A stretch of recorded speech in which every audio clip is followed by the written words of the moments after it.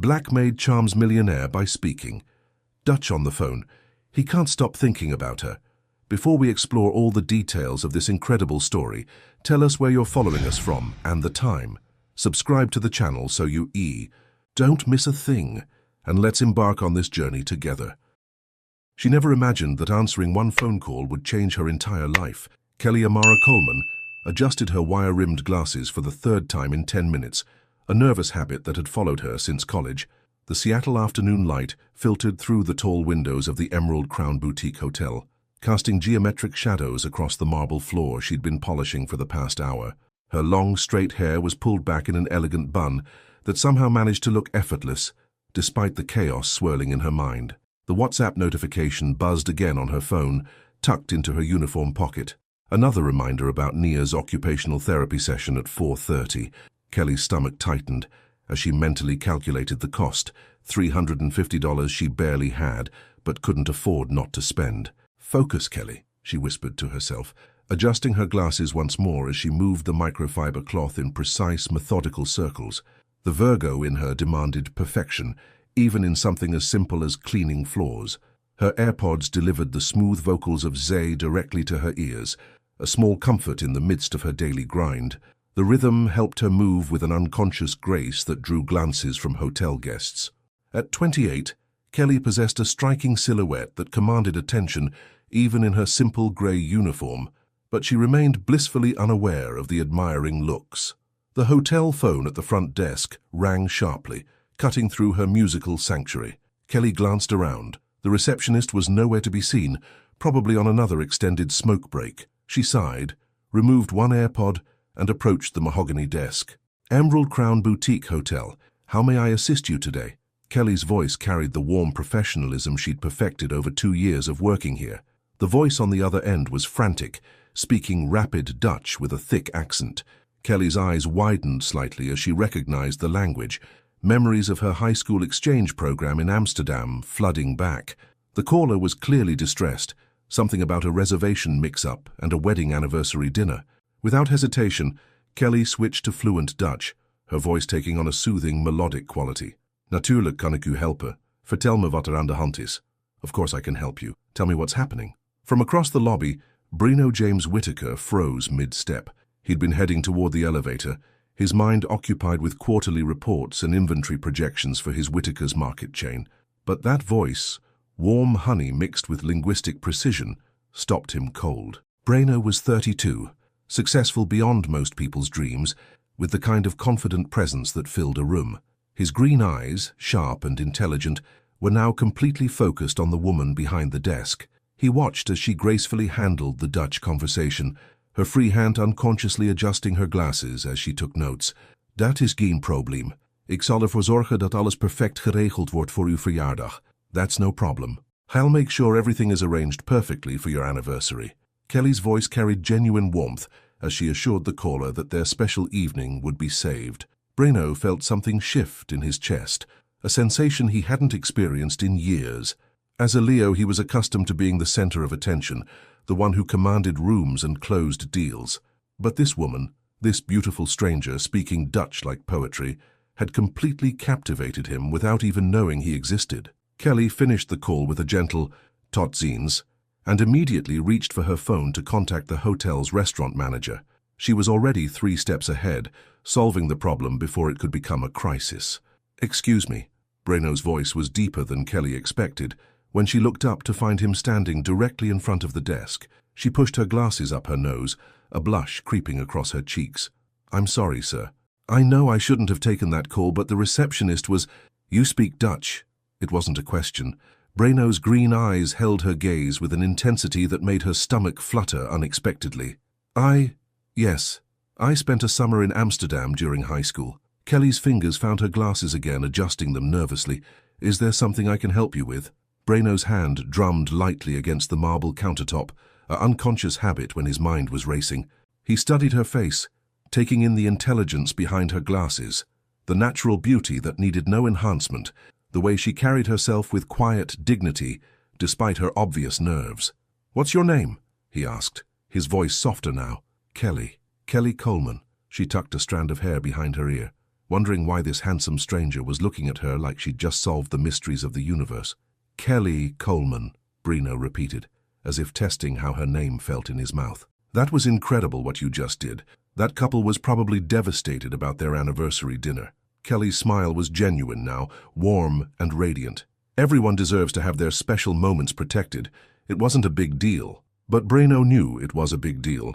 In his world of calculated business moves and strategic partnerships, genuine kindness was rare. Here was someone who went out of her way to help strangers, who spoke multiple languages, who possessed a beauty that was both striking and humble. "I'm Brino," he said, extending his hand. "Brino Whitaker." Kelly's eyes widened slightly as she shook his hand, recognizing the name from the Whitaker's Market logos throughout Seattle. Her mind immediately went to the stark difference between his world and hers. His designer polo shirt probably cost more than she made in a week. "It's nice to meet you, Mr. Whitaker," she said formally, pulling her hand back and reaching for her cleaning supplies. "I should get back to work." "Wait," Brino said quickly, his Leo confidence wavering for the first time in years. Would you like to get coffee sometime? I'd love to hear more about your time in Amsterdam." Kelly's heart raced as she looked at this successful, handsome man who seemed genuinely interested in her stories. But reality crashed back quickly. Nia's therapy appointment, the medical bills, the vast ocean between their lives. "I don't think that would be appropriate," she said quietly, adjusting her glasses one final time before gathering her cleaning cart. As she walked away, Brino watched her go, his mind already replaying every word of their conversation. He couldn't remember the last time someone had affected him so profoundly with such simple kindness. Kelly's phone buzzed with another WhatsApp reminder, pulling her back to her responsibilities. But as she resumed cleaning, she couldn't shake the feeling that something had just shifted in her carefully controlled world. And for the first time in months, she found herself wondering what if. What would you risk for a chance at something real? Have you ever met someone who changed your perspective in just one conversation? 3 days later, Kelly still couldn't get those green eyes out of her mind. She stood in the cramped kitchen of her studio apartment, stirring instant coffee with one hand while scrolling through her Mint app with the other. The numbers glowed mockingly from her phone screen. Checking account balance, $247. Nia's therapy bill due tomorrow, $350. Her stomach dropped as she did the mental math she'd already calculated a dozen times. "Kelly," Nia's voice carried from the living room, where she sat cross-legged on the worn carpet, completely absorbed in drawing geometric patterns on her iPad. At 15, her sister possessed an artistic gift that never ceased to amaze Kelly, even during the difficult moments. "What is it, sweetheart?" Kelly called back, taking a sip of the bitter coffee and immediately regretting the cheap brand she'd been forced to buy.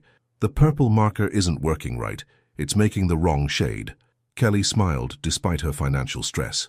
Nia's attention to detail rivaled her own, though it manifested differently.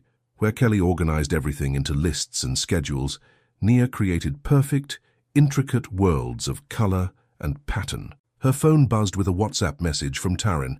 "Still can't talk. Lawyer meeting at 2. Rain check on lunch?" Kelly stared at the message, feeling the familiar pang of loneliness that had become her constant companion. Taryn had been pulling away for months now, lost in the emotional wreckage of her divorce. Kelly understood. She really did. But understanding didn't make the isolation any easier to bear. She opened her notes app and added to her growing list, "Call therapist about payment plan, ask manager about extra shifts, research financial assistance programs." The familiar act of organizing her thoughts provided a small measure of comfort. "Kelly, someone's at the door," Nia announced without looking up from her iPad. Kelly frowned. She wasn't expecting anyone, and visitors were rare in their building. She peered through the peephole and nearly dropped her coffee mug. Brino Whitaker stood in her narrow hallway, looking somehow both confident and uncertain. He wore dark jeans and a simple navy sweater that probably cost more than her monthly grocery budget, but his usual self-assured demeanor seemed slightly shaken. Kelly's heart hammered against her ribcage as she unlocked the deadbolt. "Mr. Whitaker, what are you doing here?" "I asked the hotel manager for your address," Brino said, then immediately looked embarrassed. "I know how that sounds. I promise I'm not some kind of stalker. I just couldn't stop thinking about our conversation." Kelly stepped into the hallway, pulling the door nearly closed behind her. She was acutely aware of her faded jeans and oversized melanin queen t-shirt, of the cramped apartment behind her that probably could fit in his closet. "This isn't appropriate," she said quietly, adjusting her glasses. "I could lose my job if the hotel thinks I'm involved with guests." "I'm not staying at the hotel," Bruno said quickly. "I was just visiting the restaurant to discuss a catering contract for my stores. Kelly, please. I know this is unconventional, but I can't get you out of my head." His honesty was disarming. Kelly noticed how his fingers drummed lightly against his thigh, the same nervous habit from their first meeting. For all his success and confidence, he seemed genuinely vulnerable standing in her dingy hallway. "Why?" The question slipped out before she could stop it. "Because you're real," Bruno said simply. "Do you know how rare that is? You helped those strangers without hesitation, switched languages like it was nothing, and you have this light about you that's just extraordinary." Kelly felt heat rise in her cheeks. No one had ever called her extraordinary. Responsible, reliable, organized. Those were the words people usually used. But extraordinary. "I'm not," she whispered. "I'm just trying to get by like everyone else." "That's exactly what makes you extraordinary." Bruno stepped closer, and Kelly caught a hint of his cologne, something expensive and warm. "Look, I know we come from different worlds. I know this seems crazy. But would you at least consider having coffee with me? Just coffee, no expectations." Kelly's phone buzzed insistently in her pocket, probably a reminder about Nia's upcoming appointment. The sound brought her crashing back to reality. "I can't," she said, even as every part of her wanted to say yes. "My life is complicated right now. My sister needs me, and I have responsibilities that—" "Kelly, who is it?" Nia's voice drifted through the door, followed by the sound of her iPad falling to the floor. A meltdown was brewing. Kelly could hear it in her sister's tone. "I have to go," Kelly said quickly, panic rising in her chest. When Nia got overwhelmed, it could take hours to calm her down. "Kelly, wait." Bruno reached out as if to touch her arm, then stopped himself. "Please don't come here again," Kelly said, though the words felt like glass in her throat. "This can't happen. We can't happen." She slipped back into her apartment and locked the door, leaning against it as her heart threatened to beat out of her chest. Through the thin wood, she could hear Bruno's footsteps echoing down the hallway. "Kelly?" Nia's voice was sharper now, tinged with the edge that meant she was losing control. "The colors are all wrong. Everything is wrong." Kelly rushed to her sister's side, finding her rocking slightly with her hands pressed over her ears. The iPad lay forgotten, its screen displaying a half-finished mandala in vibrant purples and blues. Hey, it's okay," Kelly said softly, sitting beside Nia without touching her. She'd learned that physical contact during these moments only made things worse. "Tell me what's wrong with the colors." "They don't match what I see in my head," Nia said, her voice muffled. "And there was a man's voice in the hallway, and it was too loud, and now everything feels scratchy." Kelly's chest tightened with guilt. Her moment of weakness had disrupted Nia's carefully maintained equilibrium. This was exactly why she couldn't afford distractions like handsome millionaires with kind eyes. "I'm sorry about the noise," Kelly said. "How about we dim the lights and I'll get your weighted blanket?" As she helped Nia settle into her calming routine, Kelly's phone buzzed again. This time it was an unknown number with a text message. "I meant what I said. You're extraordinary. B." Kelly stared at the message for a long moment, then deleted it without responding. But even as she focused on comforting Nia, even as she mentally rehearsed the conversation she'd have to have with the therapy center about a payment extension, she couldn't shake the memory of how Bruno had looked at her, like she was worth fighting for. And that terrified her more than any unpaid bill ever could. Kelly never shopped at Whitaker's Market until her regular grocery store ran out of Nia's favorite brand of crackers. Standing in the gleaming aisles of the upscale supermarket, Kelly felt distinctly out of place. Everything here seemed to sparkle under the warm LED lighting, from the artisanal cheese displays to the organic produce section that looked more like a farmer's market than a grocery store. She adjusted her glasses nervously, clutching her carefully written shopping list, a habit that helped her stay within her tight budget. Her phone buzzed with a notification from her BetterHelp app. "Don't forget your session with Dr. Martinez today at 4 p.m. Kelly swiped it away quickly. The online therapy sessions were one of the few luxuries she allowed herself, but even at the reduced rate for low-income patients, they stretched her finances thin. "Excuse me, miss. Can I help you find something?" Kelly turned to find a teenage employee with kind eyes and a name tag that read Marcus.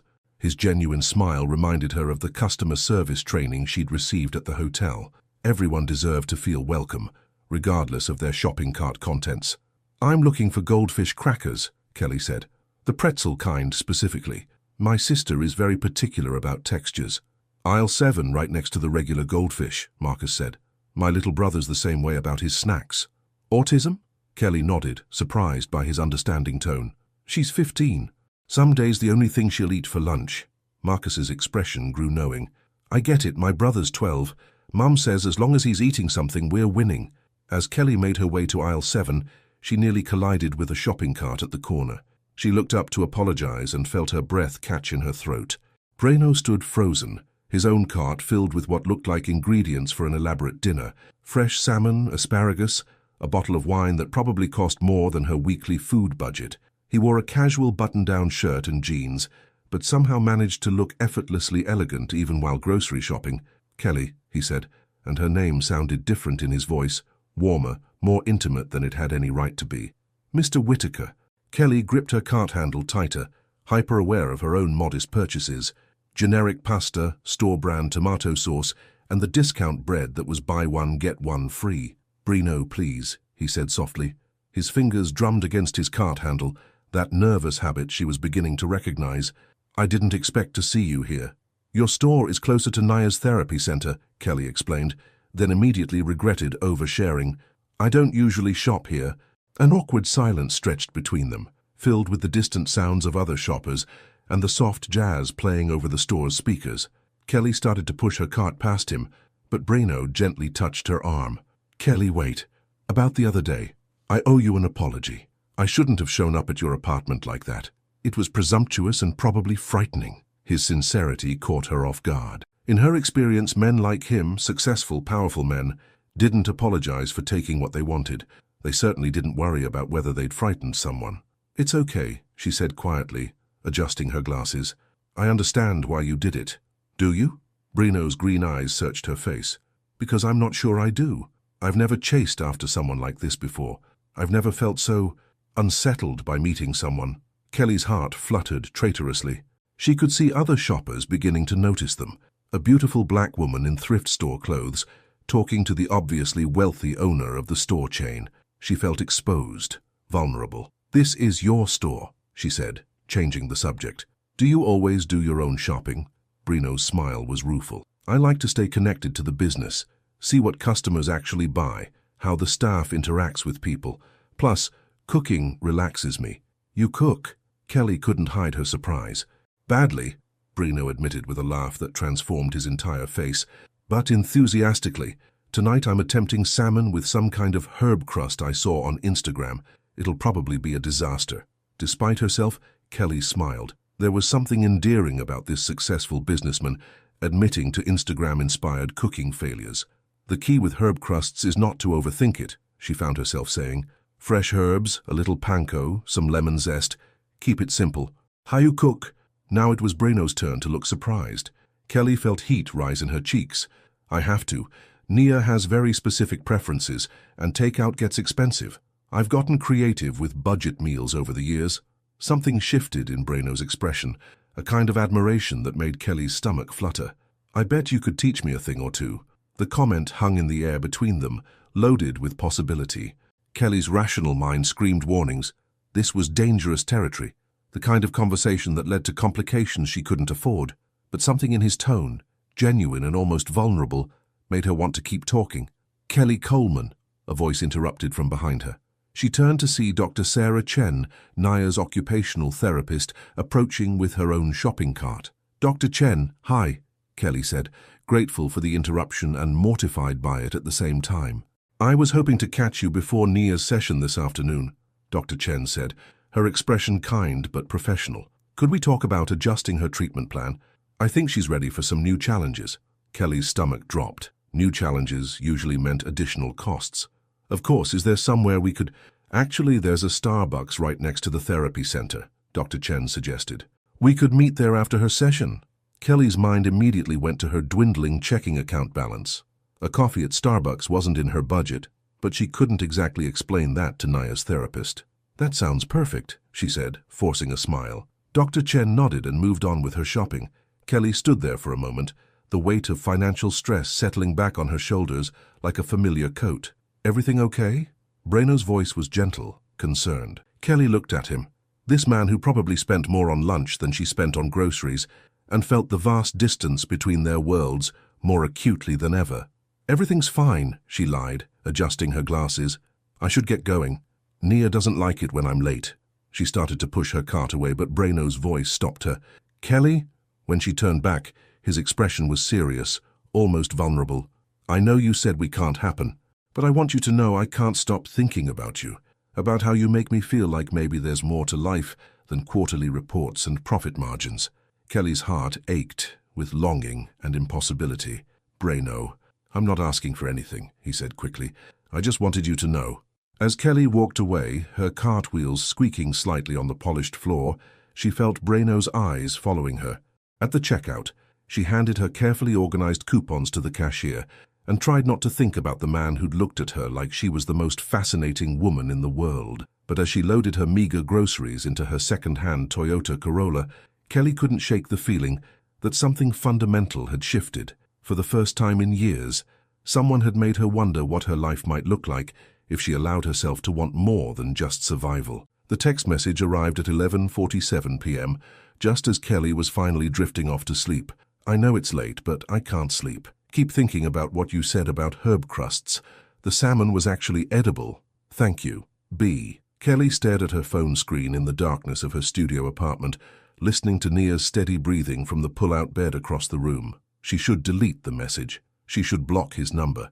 Instead, she found herself typing back. "Glad it worked out. Cooking disasters are the worst." The response came immediately, like he'd been waiting by his phone. "What's your biggest cooking disaster?" Kelly smiled despite herself, remembering a particularly catastrophic attempt at making Nia's birthday cake 3 years ago. Tried to make a 3-layer cake from scratch, forgot the baking powder. It came out looking like pancakes. Nia cried for an hour. "Ouch! What did you do?" "Drove to 3 different stores at 9 p.m. until I found a decent cake. Learned my lesson about trying to be Martha Stewart on a McDonald's budget." There was a longer pause before his next message. "I would have helped if I'd known you then." Kelly's breath caught in her throat. The simple statement carried so much weight, so much possibility. She set her phone on her nightstand without responding, but sleep eluded her for hours. 2 days later, Kelly stood outside the Starbucks next to Nia's therapy center, checking her bank balance one more time before going inside. Dr. Chen's quick coffee had turned into an hour-long discussion about Nia's progress and new therapeutic approaches that would cost an additional $150 per month. Kelly ordered the cheapest drink on the menu, a tall black coffee, and found a table in the corner. She opened her notes app and began updating her endless lists, trying to figure out how to make the numbers work. Cancel her therapy sessions, pick up weekend shifts at the hotel. Both options felt like steps backward. "Kelly?" She looked up to find Breno standing beside her table, holding what looked like an expensive coffee drink topped with foam art. He wore dark jeans and a soft grey sweater that made his green eyes even more striking. "Are you following me?" Kelly asked, but there was no accusation in her voice, just exhaustion. "I could ask you the same thing," Breno said with a gentle smile. "This is my usual Starbucks. I come here every Tuesday after my meetings downtown." He gestured to the empty chair across from her. "May I?" Kelly wanted to say no. Every logical part of her brain screamed that this was exactly the kind of complication she couldn't afford. But she was tired, bone-deep tired from carrying everything alone, and his presence felt like a warm blanket on a cold day. "I suppose," she said, closing her phone quickly. Breno sat down, and Kelly noticed how he seemed to fill the space with his quiet confidence. His fingers drummed lightly against his cup, that nervous habit that somehow made him more human, more approachable. "How's your sister doing?" he asked. "Nia, right?" Kelly's surprise must have shown on her face because Breno's expression grew almost shy. "You mentioned her name when we talked at the store," he explained. "She's the one who likes specific textures?" The fact that he'd remembered such a small detail made something warm unfurl in Kelly's chest. Most people, when they learned about Nia's autism, either offered empty platitudes or changed the subject entirely. "She's doing well," Kelly said carefully. "Her occupational therapist thinks she's ready for some new challenges." "That's good news, isn't it?" Kelly's laugh was hollow. "Good news that I can't afford." The words slipped out before she could stop them, and immediately Kelly felt heat rise in her cheeks. She adjusted her glasses nervously, wishing she could take back the moment of vulnerability. "I'm sorry," she said quickly. I shouldn't have said that. You don't need to hear about my financial problems.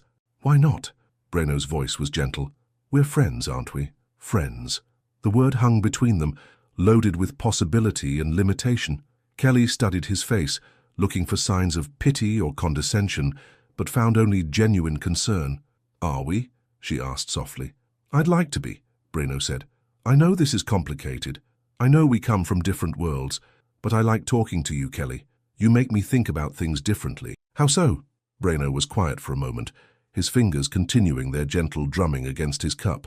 I've spent the last 10 years focused on growth, expansion, profit margins.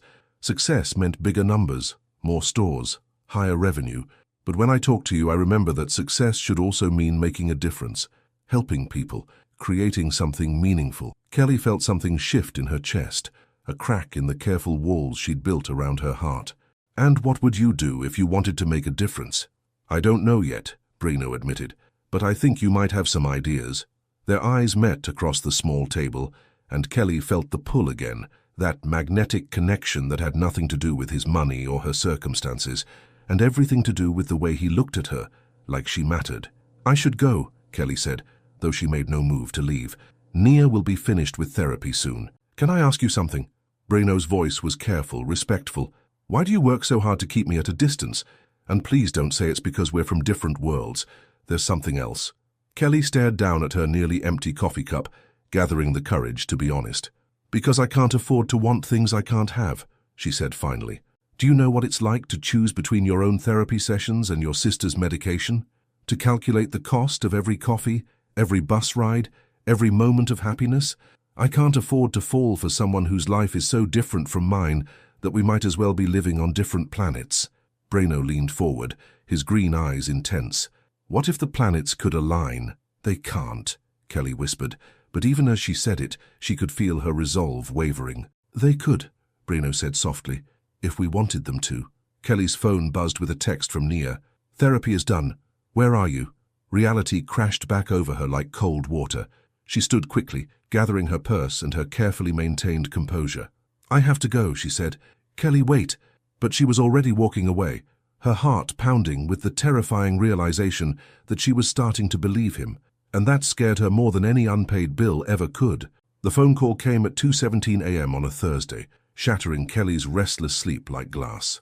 Miss Coleman, this is Dr. Rodriguez from Seattle Children's Hospital. Your sister Nia was brought in by ambulance about an hour ago. Kelly's world tilted sideways. She sat up so quickly that her glasses fell off, her hands shaking as she fumbled for them in the darkness. What happened? Is she okay? She's stable now, but she had a severe allergic reaction. The paramedics said she was found unconscious in your apartment building's laundry room. A neighbor heard her fall and called 911. Kelly's mind raced, trying to piece together what could have gone wrong. Nia never went to the laundry room alone. It was one of their safety rules. The fluorescent lights and chemical smells usually overwhelmed her senses. I'm coming right now, Kelly said, already pulling on yesterday's jeans with one hand while holding the phone with the other. The Uber ride to the hospital felt endless. Kelly stared out the window at Seattle's empty streets, replaying the evening in her mind. Nia had seemed fine when Kelly left for her night shift at the hotel. They'd watched Brooklyn Nine-Nine together, shared a bowl of popcorn, and Nia had been working on a new digital art piece on her iPad. What had changed? What had Kelly missed? At the hospital, Kelly found Nia in the pediatric emergency room, looking small and fragile against the white sheets. Her sister's usually bright eyes were puffy and red, an oxygen monitor clipped to her finger. Kelly! Nia's voice was hoarse but relieved. The lights here are too bright and everything smells like cleaning products. I know, baby, I know, Kelly said, fighting back tears as she gently took Nia's hand. Can you tell me what happened? I was trying to wash your work uniform, Nia said quietly. You fell asleep after your shower, and I knew you had to work again tomorrow. But then I couldn't breathe and my skin felt like it was on fire. Kelly's heart broke. Nia had been trying to help, to take care of her the way Kelly always took care of Nia. But something in the industrial-strength detergents used in their building's shared laundry room had triggered a reaction. Dr. Rodriguez appeared beside the bed, her expression kind but serious. We've given her epinephrine and antihistamines. The reaction is under control, but we need to keep her for observation. We also need to discuss getting her an EpiPen prescription and allergy testing to identify the specific trigger. Kelly nodded, her mind already calculating costs she couldn't afford. Emergency room visits, allergy specialists, EpiPens. The financial avalanche was already starting. "Miss Coleman?" Dr. Rodriguez's voice was gentle. "There's also the matter of the hospital bill. Our financial counselor can speak with you about payment plans if needed." Kelly's phone buzzed insistently in her pocket, probably her manager wondering why she wasn't at work. She'd already missed 2 shifts this month when Nia had a particularly difficult day, and the hotel's attendance policy was strict. "I understand," Kelly said, her voice steady despite the chaos in her chest. "Whatever she needs." Over the next 6 hours, Kelly sat in an uncomfortable plastic chair beside Nia's bed, watching monitors and listening to the sounds of the hospital. Her phone died around 5 a.m., cutting off her connection to the outside world. She'd called in sick to work, used her emergency PTO, and now faced the very real possibility of losing her job. When Nia finally fell into a peaceful sleep around dawn, Kelly allowed herself to cry, quiet, exhausted tears that she wiped away quickly when a nurse passed by. "Kelly?" She looked up to find Breno standing in the doorway, looking disheveled and concerned. He wore sweatpants and a wrinkled t-shirt, his hair mussed like he'd driven straight from bed. "How did you—" Kelly started. "You mentioned Seattle Children's before," Breno said quietly, stepping into the room.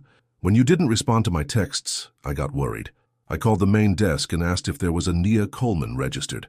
Kelly stared at him, processing the fact that he'd been worried enough to track her down, that he'd cared enough to remember details about her life that she'd barely shared. "You shouldn't be here," she whispered, but there was no strength behind the words. "Neither should you alone," Breno said. He pulled another plastic chair close to hers and sat down. "What happened?" Kelly found herself telling him everything, about Nia's attempt to help with laundry, the allergic reaction, the mounting medical bills she couldn't afford. Breno listened without interruption, his presence solid and comforting in the sterile hospital room. "The EpiPen alone will cost $300, Kelly said, staring at her hands. "And that's with insurance. The allergy testing is another $500, and if she needs to see a specialist—" She trailed off, overwhelmed. "Kelly," Breno started. "Don't," Kelly said quickly, knowing where his thoughts were heading. "Please don't offer to pay for it. I can't take your money." "Why not?" Breno's voice was frustrated. "If I can help, if I can make this easier for you, why won't you let me?"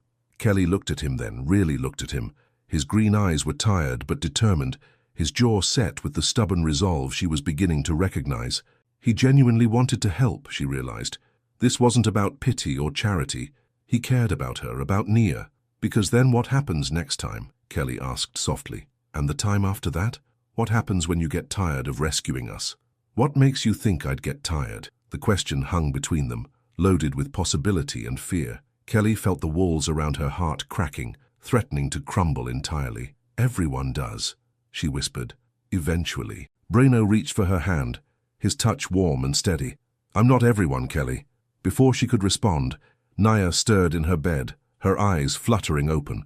She looked around the room, taking in the machines and the unfamiliar man sitting beside her sister. "Kelly?" Nia's voice was small. "Are you in trouble because of me?" Kelly's heart shattered completely. She moved to Nia's bedside, smoothing her sister's hair with gentle fingers. "Never, sweetheart.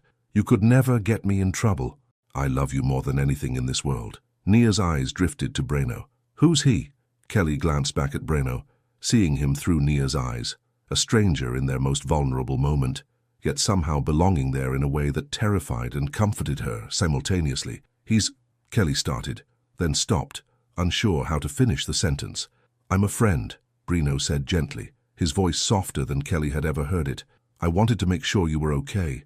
Nia studied him with the direct gaze that sometimes made adults uncomfortable, but Breno met her eyes steadily, waiting for her verdict. "You make Kelly smile," Nia said finally, "even when she thinks I'm not looking." And in that moment, surrounded by beeping machines and antiseptic smells, Kelly realized that the most dangerous thing of all wasn't falling for Breno Whitaker. It was allowing herself to believe that maybe, just maybe, she deserved to be happy. Kelly stared at the termination letter in her hands, the words blurring through her exhaustion. "Due to excessive absences and failure to report for scheduled shifts, your employment with Emerald Crown Boutique Hotel is hereby terminated, effective immediately." She'd been expecting it, but seeing it in black and white still felt like a punch to the stomach. 3 days at the hospital with Nia, 2 missed shifts, and now no job, no income, No health insurance. Kelly? Nia's voice drifted from the couch where she sat wrapped in her weighted blanket, iPad balanced on her knees. You're making that face again. What face? Kelly asked, folding the letter and shoving it into her purse. The face you make when you're trying not to cry, Nia said matter-of-factly, like when we had to move out of the bigger apartment. Kelly's chest tightened. Sometimes Nia's perceptiveness was both a blessing and a curse. At 15, her sister understood far more about their financial struggles than Kelly wished she had to. I'm fine, sweetheart, Kelly lied, opening her laptop to start the dreaded job search. Just tired. Her phone buzzed with a text from Bruno. How's Nia feeling today and how are you holding up? Kelly stared at the message, her fingers hovering over the keyboard. For 3 days, he'd been checking in, not pushy or overwhelming, just present. Yesterday, he'd sent lunch from a nearby deli without being asked. The day before, he'd somehow arranged for Nia's favorite art supplies to be delivered to their apartment. Small gestures that felt enormous to someone used to carrying everything alone. Kelly typed and deleted a dozen responses before settling on, Nia's better. I'm managing. His response came quickly. That's not what I asked. Kelly set her phone aside without answering and focused on uploading her resume to job sites. Housekeeping positions, retail associates, food service, anything that might hire someone with her limited experience and no current employment. A knock at the door interrupted her spiraling thoughts. Kelly peered through the peephole and sighed deeply before opening it. Taryn? Her best friend stood in the hallway looking uncharacteristically put together in a flowing maxi dress and ankle boots, her wavy hair freshly styled. But her eyes held the same distant quality they'd carried for months. I got your voicemail about Nia being in the hospital, Taryn said, stepping into the apartment. I'm sorry I didn't call back sooner.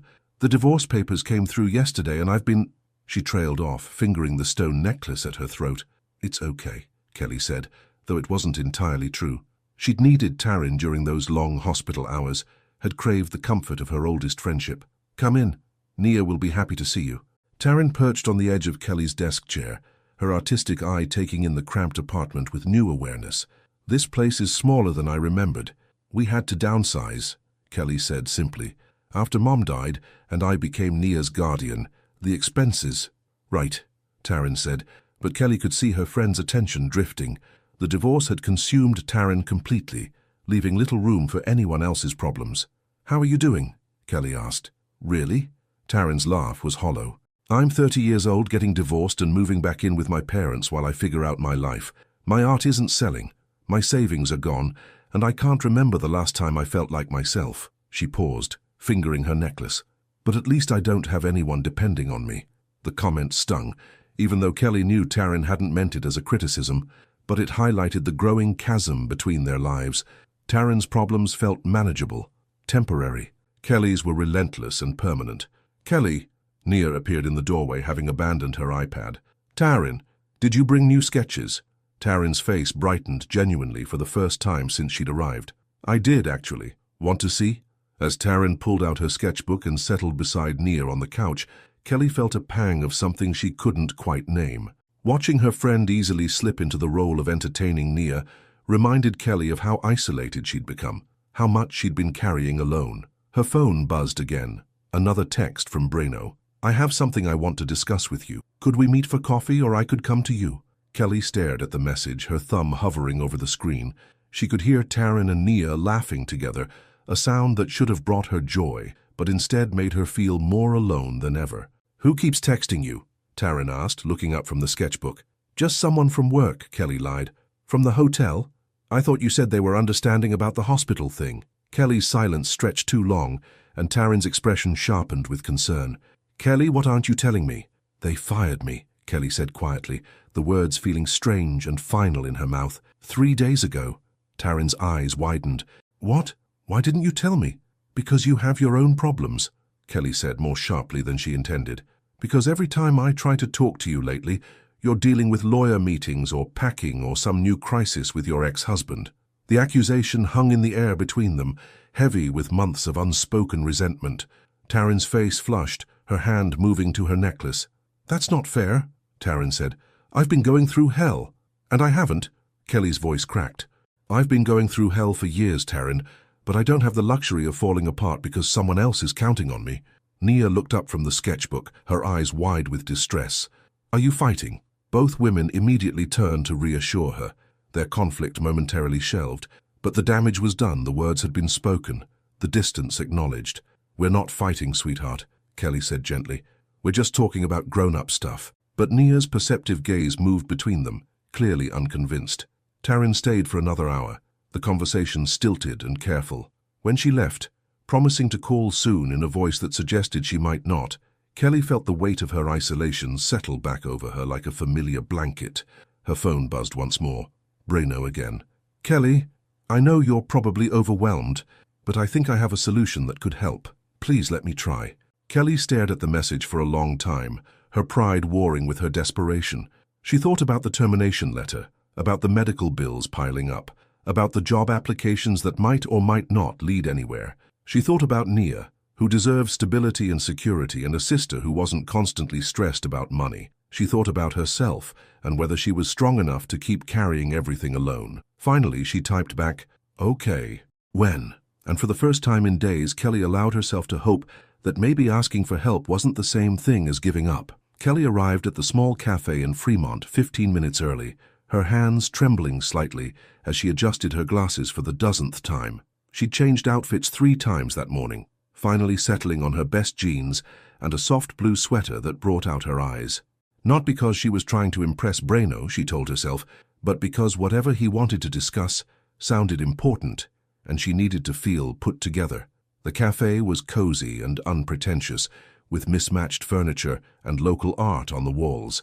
Nothing like the upscale establishments she'd imagined someone like Breno would frequent. Kelly ordered a simple coffee and found a corner table, her mind racing through possibilities. Maybe he wanted to offer her a job at one of his stores. Maybe he'd found someone who could help with Nia's medical bills. Maybe, and this thought made her stomach flutter dangerously, maybe this was about something else entirely. Kelly. She looked up to find Breno approaching, and her breath caught slightly. He wore dark jeans and a forest green Henley that made his eyes even more striking. His hair was slightly mussed, and she could see the faint shadow of exhaustion around his eyes. "Thank you for meeting me," he said, sliding into the chair across from her. "I know this week has been hell." "How are you holding up?" Kelly asked, studying his face. "You look tired." Breno's smile was rueful. "I've been having trouble sleeping. Too much on my mind." His fingers drummed lightly against his coffee cup, that familiar nervous habit. "Actually, that's part of what I wanted to talk to you about." Kelly's pulse quickened. "Okay. I have a proposition for you," Breno said, then quickly held up a hand when Kelly's expression grew wary. "Not what you're thinking. This is business. Legitimate business." Kelly relaxed slightly, though she wasn't sure if the feeling in her chest was relief or disappointment. "I've been thinking about what you said," Breno continued, "about making a difference, about success meaning more than just profit margins. And I've been thinking about your skills, languages, organization, the way you handle people." "I don't understand," Kelly said. Breno leaned forward, his green eyes intense with excitement. "I want to expand Whitaker's market internationally, start with specialty import sections, maybe eventually open locations in other countries. But I need someone who understands different cultures, who can communicate across languages, who can help me navigate the complexities of international business." Kelly stared at him, processing his words. "You want to hire me?" "I want to make you my Director of International Development," Breno said. "It would mean travel, cultural research, building relationships with suppliers and distributors. The salary would be $80,000 to start, with full benefits and growth potential." Kelly's coffee cup rattled against the saucer as she set it down with shaking hands. $80,000 was more than she'd ever imagined making. It was enough to move into a better apartment, to pay for Nia's treatments without choosing between medication and groceries, to maybe even save for the future. "Breno," she said carefully, "I appreciate the offer, but I don't have any experience in international business. I cleaned hotel rooms and answered phones. I'm not qualified for a position like that." "You speak 3 languages fluently," Breno said. "You handled that Dutch call like a professional diplomat. You understand customer service, you're organized, you're intelligent, and you have something most business executives lack: genuine empathy for people." Kelly's chest tightened with longing and suspicion. "This isn't a real job. This is charity." "No," Breno said firmly. "This is opportunity. Kelly, I've been running these stores for 8 years, focused entirely on expansion within the US market. But I've been thinking small. There's a whole world of possibilities out there, and I need someone with your perspective to help me see them. My perspective.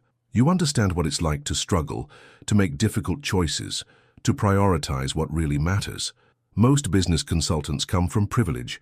They've never had to choose between their own needs and someone else's. They don't understand real people, real problems, real solutions. Kelly felt her carefully constructed walls beginning to crack. The offer was everything she'd never dared to dream of, but it felt too good to be true. "What about Nia?" she asked. "This job would require travel. I can't leave her alone." "We'll figure it out," Breno said without hesitation. "Maybe she comes with us sometimes. Maybe we hire the best caregiver in Seattle for when you're away. Maybe we structure the travel so it's minimal to start. The point is, we make it work." Kelly's phone buzzed with a text from Nia. "The art supply delivery came. Thank you for ordering new pencils." Kelly stared at the message, realizing she'd never ordered art supplies. Her eyes moved to Breno, who was suddenly very interested in his coffee. "You sent those," she said. It wasn't a question. Breno's cheeks reddened slightly. "Nia mentioned that her favorite pencils were getting worn down. I may have asked the art store what a serious young artist might need." Kelly felt something dangerous and warm unfurling in her chest. He'd been listening, really listening, to the small details of their lives. "Why?" she whispered. "Why are you doing all this?" Breno was quiet for a long moment, his fingers still drumming against his cup. When he looked up, his green eyes were vulnerable, almost raw. "Because I'm falling in love with you," he said simply, "and I want to build a life where that's possible." Kelly's breath caught in her throat. The words hung between them, honest and terrifying and beautiful. "Breno, I know it's complicated," he said quickly. "I know you have every reason to be suspicious of my motives. But Kelly, this job offer is real. It's something I've been considering for months, even before I met you. You'd be perfect for it, with or without this." He gestured between them. Kelly's mind raced, trying to separate the job opportunity from the personal confession, trying to think logically when her heart was pounding against her ribcage. "I need time to think," she said. "Of course," Breno said. "Take all the time you need." "But Kelly?" He reached across the table and gently touched her hand. "Don't let fear make this decision for you.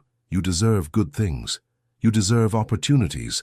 You deserve to be happy." As Kelly walked back to her car, Breno's words echoing in her mind, she realized that for the first time in years, she had a choice to make that wasn't about survival. She had a choice about the kind of life she wanted to live, and that terrified her more than any crisis ever had. Kelly found herself standing outside the storage unit at 3 a.m., key in hand, unable to sleep.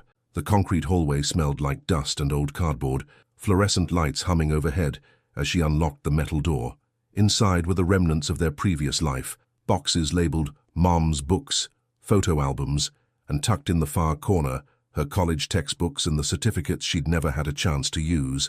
She pulled out the manila folder containing her linguistics degree, her translation certification, letters of recommendation from professors who'd believed in her potential, evidence of dreams she'd carefully folded away when life demanded different sacrifices. "Kelly?" Nia's voice came from behind her. "What are you doing here?" Kelly turned to find her sister in the doorway, wearing her favorite galaxy print pajamas and holding her phone's flashlight. Even in the harsh lighting, Nia looked impossibly young. "I couldn't sleep," Kelly said, gesturing to the scattered papers around her. "I was just looking at some old things." Nia stepped into the storage unit, her bare feet silent on the concrete floor. She picked up one of Kelly's college textbooks, Advanced Portuguese Grammar, and flipped through pages filled with Kelly's careful notes. "You used to speak Portuguese too," Nia said. It wasn't a question. "I used to speak a lot of languages," Kelly said softly. Before Mom died?"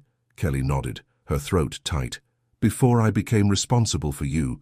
They sat in comfortable silence for a moment, surrounded by the physical evidence of the life Kelly had set aside. Nia's fingers traced the edge of a photograph, Kelly at her college graduation, beaming with pride and possibility. "You look happy here," Nia observed. "I was," Kelly admitted. "I thought I was going to change the world, become a translator for the UN maybe, help people communicate across cultures." "You still could," Nia said simply. Kelly's laugh was hollow. "Nia, sweetheart, that dream died a long time ago. I have responsibilities now. I have you." Nia was quiet for a long moment, her autistic mind processing in the methodical way Kelly had come to recognize and respect. When she spoke, her words were careful and deliberate.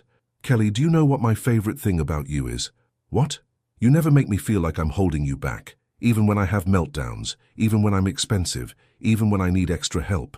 You always make me feel like loving me is easy." Kelly's eyes filled with tears. "It is easy, Nia.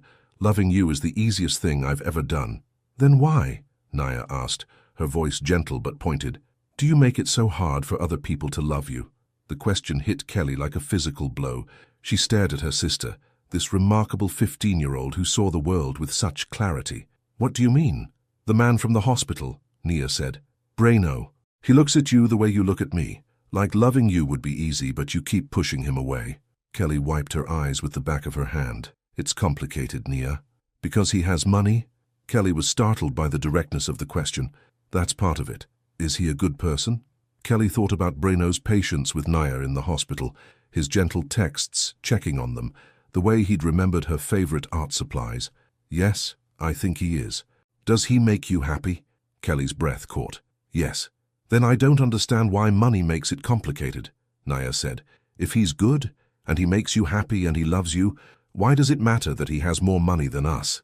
Kelly stared at her sister, amazed by the simple logic that cut through all her fears and complications. Out of the mouths of babes, or in this case, out of the mouth of a teenager who saw the world without the filters of pride and past hurt. "Because I'm scared," Kelly admitted. "I'm scared that if I let myself need him, if I let myself depend on him, he might leave. And then, where would we be?" "Where we are now," Nia suggested. "You've been taking care of us by yourself for 3 years. If he leaves, you'll figure it out like you always do." "But Kelly, what if he doesn't leave? What if he stays and helps and makes things better?" Kelly's phone buzzed with a notification, an email from one of the job sites she'd been haunting. "Thank you for your application. We regret to inform you that we have decided to move forward with other candidates." Another rejection. Another door closed. "Kelly," Nia said softly, "I know you think you have to protect me from everything, but maybe some things are worth the risk." They packed up the storage unit in silence, but Kelly carried her degree certificate back to the apartment. She placed it on her desk next to her laptop, where she could see it while she worked. The next morning, Kelly called Braino. Her hands shook as she dialed, but her voice was steady when he answered. "Braino, it's Kelly. About your offer." "Kelly, hi. Have you had time to think about it?" Kelly looked around her tiny apartment, at Nia drawing on her iPad, at the stack of medical bills on the counter, at her degree certificate propped against her laptop screen. "I want to know more," she said. "About the position, about the responsibilities, about what this would really look like. Does that mean you're considering it?" Kelly took a deep breath, thinking about Nia's words, about dreams deferred but not destroyed, about the possibility that maybe she could have both love and ambition. "It means I'm ready to stop being afraid," she said. "Kelly," Braino's voice was warm with relief and something deeper. "I was hoping you'd say that. But I have conditions," Kelly said quickly. "This has to be a real job with real expectations and real accountability. I won't be anyone's charity case." "Understood. And Nia comes first. Always. If there's ever a conflict between work and what she needs, she wins." "Absolutely.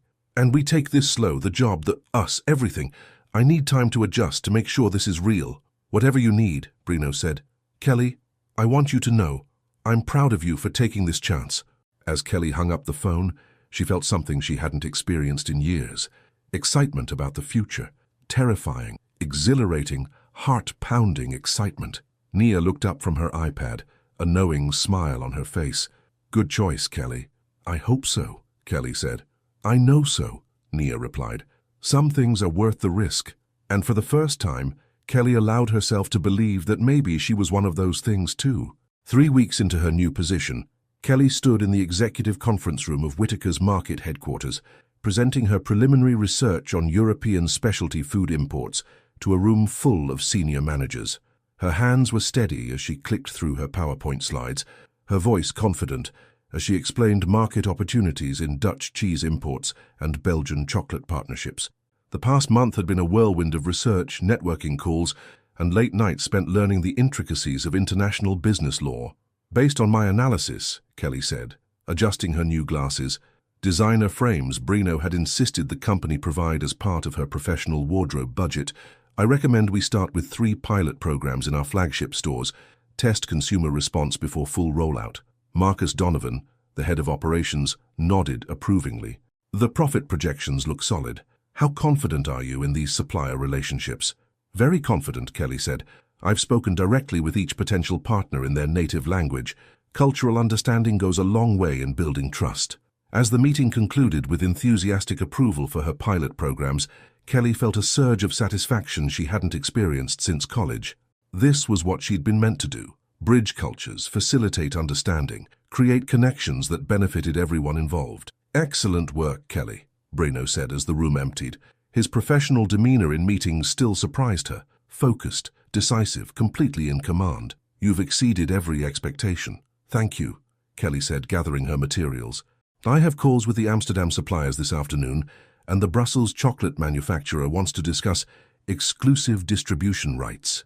Breno's smile was proud, and something else, something warmer that made her stomach flutter, despite their agreement to keep things professional at work. "How's Nia adjusting to the new schedule?" he asked. Kelly's expression softened. "Better than I expected.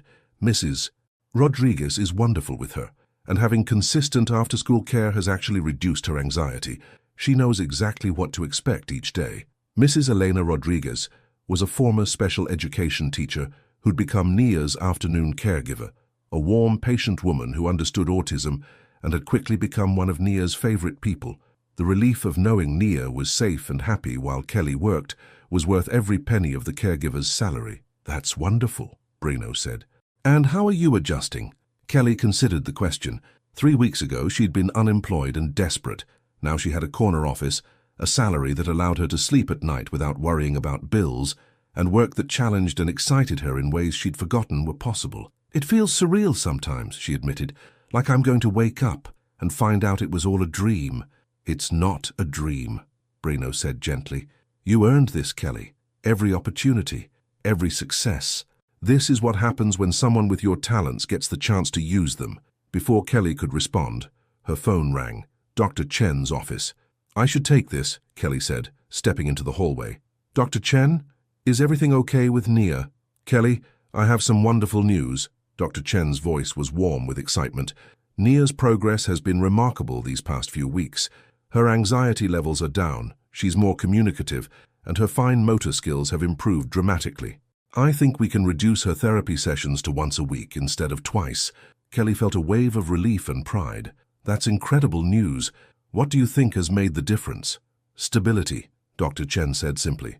"Consistent routine, reduced financial stress in the household, and I suspect having her sister happy and fulfilled has had a tremendous impact. Children with autism are incredibly sensitive to their caregivers' emotional states." After the call ended, Kelly stood in the hallway processing the news. Nia was thriving. Her sister, who'd struggled with transitions and uncertainty for years, was flourishing in their new normal. "Good news?" Breno's voice came from behind her. Kelly turned, her face glowing. "Nia's therapy can be reduced to once a week. Dr. Chen says she's never seen such improvement in such a short time." "That's amazing."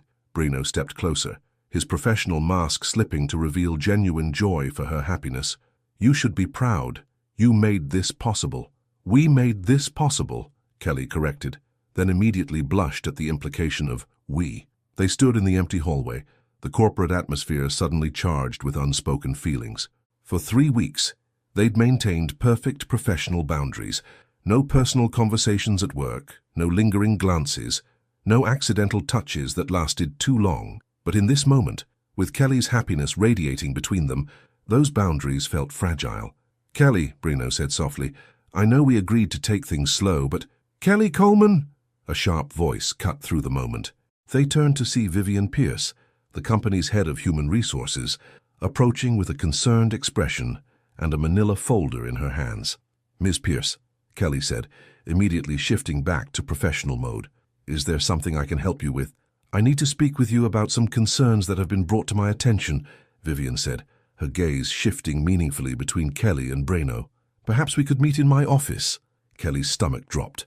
She'd been dreading this moment, the inevitable office politics, the whispers about the unemployed hotel maid who'd somehow landed an executive position. "Of course," Kelly said, her voice steady despite the anxiety clawing at her chest. As they walked toward the HR office, Kelly caught Breno's concerned look. She gave him a small nod. She could handle this. She had to handle this. In Vivian's sterile office, Kelly sat across from the HR director and waited for the blow to fall. "Kelly, you've been with us for 3 weeks now," Vivian began, opening the folder, And while your work has been adequate, there have been some questions raised about your qualifications for this position. What kind of questions? Kelly asked, though she suspected she knew. Several employees have expressed concern about the circumstances of your hiring, the speed of the process, the lack of a traditional interview panel, your previous employment history. Vivian's tone was carefully neutral, but Kelly heard the implication clearly. I see, Kelly said. And what specific concerns do you have about my performance? Your performance has been fine, Vivian admitted reluctantly. But there are protocols, Kelly, procedures that ensure fairness and prevent any appearance of impropriety. Kelly felt her carefully constructed new world beginning to shake. The whispers had started, the assumptions were being made, and her relationship with Brino, professional though it had been, was casting shadows over everything she'd worked to build. What are you suggesting? Kelly asked. I think it would be best if we conducted a proper review of your position, Vivian said. Interview other candidates, ensure we've followed proper hiring procedures. In the meantime, perhaps you could return to a more appropriate role within the company. Kelly stared at the woman across from her, understanding with crystal clarity that all her fears were coming true. Her success was being questioned, her integrity challenged, her relationship with Brino used as a weapon against her professional credibility. I understand, Kelly said quietly, standing up. I'll need some time to consider your recommendations. As Kelly walked back to her office, her mind raced with the terrible familiarity of this moment. Once again, just when things seemed to be working out, the ground was shifting beneath her feet. But this time she realized with growing determination she wasn't the same woman who'd accepted defeat quietly. This time, she was going to fight. Kelly sat in her car outside Whitaker's Market headquarters at 6 a.m., staring at the building where she'd spent the happiest 3 weeks of her professional life. In her briefcase were 2 folders, one containing her resignation letter, carefully worded and professional. The other held something that had taken her all night to prepare, a comprehensive presentation documenting every aspect of her work, every successful negotiation, every innovative solution she'd brought to the company. She'd barely slept, alternating between fury and devastation. The little girl inside her whispered familiar refrains. You don't belong here. You were fooling yourself. People like you don't get happy endings. But Nia's voice was stronger. Some things are worth the risk. Kelly's phone buzzed with a text from Brino. Whatever happened yesterday, we'll figure it out together. You belong here, Kelly. Don't let anyone tell you otherwise. She stared at the message, her chest tight with emotion. He believed in her. Nia believed in her. The question was whether she believed in herself enough to fight. Kelly chose the second folder. Inside the building, she walked straight to the conference room where the executive team held their Monday morning meetings. Through the glass walls, she could see them gathering. Marcus Donovan, Vivian Pierce, 3 other department heads, and Brino at the head of the table. Kelly knocked once and entered without waiting for permission. Kelly, Brino said, surprise and relief flooding his voice. I wasn't sure you'd... I need to say something, Kelly interrupted, her voice carrying the controlled intensity she'd perfected during sleepless nights caring for a distressed Nia. To all of you. Vivian Pierce's expression was carefully neutral. Kelly, if this is about our conversation yesterday, perhaps we should meet privately. No, Kelly said firmly, moving to the front of the room. What was said yesterday affects everyone in this room, everyone in this company. So everyone needs to hear my response. She opened her laptop and connected it to the room's presentation screen, her hands steady despite the stakes. 3 weeks ago, I was hired as Director of International Development. Yesterday, my qualifications and the circumstances of my hiring were called into question. Kelly's voice carried clearly through the room. I'm here to address those questions directly. The first slide appeared on the screen. Kelly Coleman, Qualifications and Performance Review. I have a bachelor's degree in linguistics from the University of Washington, graduating summa cum laude. I'm certified in professional translation in 4 languages. I spent 2 years working with international exchange students before family circumstances required me to change career paths. Kelly clicked to the next slide, showing her work from the past 3 weeks. In 3 weeks, I've identified and established preliminary relationships with 12 potential European suppliers. I've negotiated terms that project a 43% profit margin on specialty imports. I've created cultural training materials for customer service staff and developed marketing strategies that account for cultural preferences in our diverse Seattle market. Marcus Donovan leaned forward, studying the financial projections. Kelly caught his impressed expression and continued. The Dutch cheese supplier I connected with has offered us exclusive Pacific Northwest distribution rights. The Belgian chocolate manufacturer wants to create a custom product line for Whitaker's markets. These aren't theoretical opportunities. These are real partnerships I've built through my language skills, cultural knowledge, and professional expertise. Kelly clicked to her final slide, a photo of herself at her college graduation, surrounded by family including a younger Nia. I didn't get this job because of my relationship with Mr. Whitaker. I got this job because I'm qualified for it, and I didn't pursue a relationship with Mr. Whitaker because of his position. I've been running from it despite his position. She turned to face Breno directly, her voice softer but no less determined. I've spent 3 years believing I didn't deserve good things, believing that my circumstances, being a caregiver, having financial struggles, coming from a working-class background, meant I should be grateful for whatever scraps life threw my way. But that's not true. Kelly's voice grew stronger, filling the room with quiet power. I deserve this job because I excel at it. I deserve respect because I've earned it. And I deserve love because I'm worthy of it, not in spite of my circumstances, but because of who I am, someone who fights for the people she cares about, who works harder than anyone should have to, who builds bridges instead of walls. The room was completely silent. Vivian Pierce looked uncomfortable. Marcus Donovan was reviewing Kelly's financial projections with obvious interest, and Breno was staring at her with an expression of pure admiration. So here's what's going to happen, Kelly continued. I'm going to keep doing this job at the highest level possible. I'm going to make this company money while treating people with dignity and respect. And I'm going to do it without apologizing for who I am or where I came from. She turned to Vivian Pierce directly. If you want to review my position, review my performance. Interview other candidates if you want, but make sure they have my qualifications, my language skills, my track record of results. Judge me on my work, not on your assumptions about my background or my personal life. Kelly closed her laptop and gathered her materials. I have calls with suppliers in Amsterdam at 9 a.m. The Brussels chocolate meeting is at 2. Both could result in 6-figure revenue streams for this company. If anyone has questions about my qualifications to handle those calls, I suggest you sit in and observe. As Kelly walked toward the door, Breno's voice stopped her. Kelly, wait. She turned back, her heart pounding but her expression composed. For the record, Breno said, his green eyes holding hers across the room, everything you just said, that's exactly why I'm falling in love with you. Your strength, your integrity, your refusal to accept less than you deserve. Those aren't obstacles to overcome. They're the qualities that make you extraordinary. Kelly felt tears threaten, but her voice remained steady. Then stop falling, she said softly, and just love me, all of me. The struggles and the strength, the fears and the determination, because I'm done pretending to be smaller than I am to make other people comfortable. The silence in the room was deafening. Then Marcus Donovan cleared his throat. I move to table any review of Ms. Coleman's position pending completion of her current projects, he said. Those profit projections speak for themselves. Seconded, came another voice from around the table. Vivian Pierce looked around the room, recognizing defeat. Motion carried, she said reluctantly. As Kelly left the conference room, she felt something she'd never experienced before. The absolute certainty that she was exactly where she belonged, doing exactly what she was meant to do, with someone who loved her exactly as she was. For the first time in her life, Kelly Coleman was fighting for her happiness instead of just surviving it, and she was winning. 18 months later, Kelly stood at the floor-to-ceiling windows of her new office, watching the Seattle skyline paint itself in shades of amber and rose as the sun set over Elliott Bay. The office was larger now.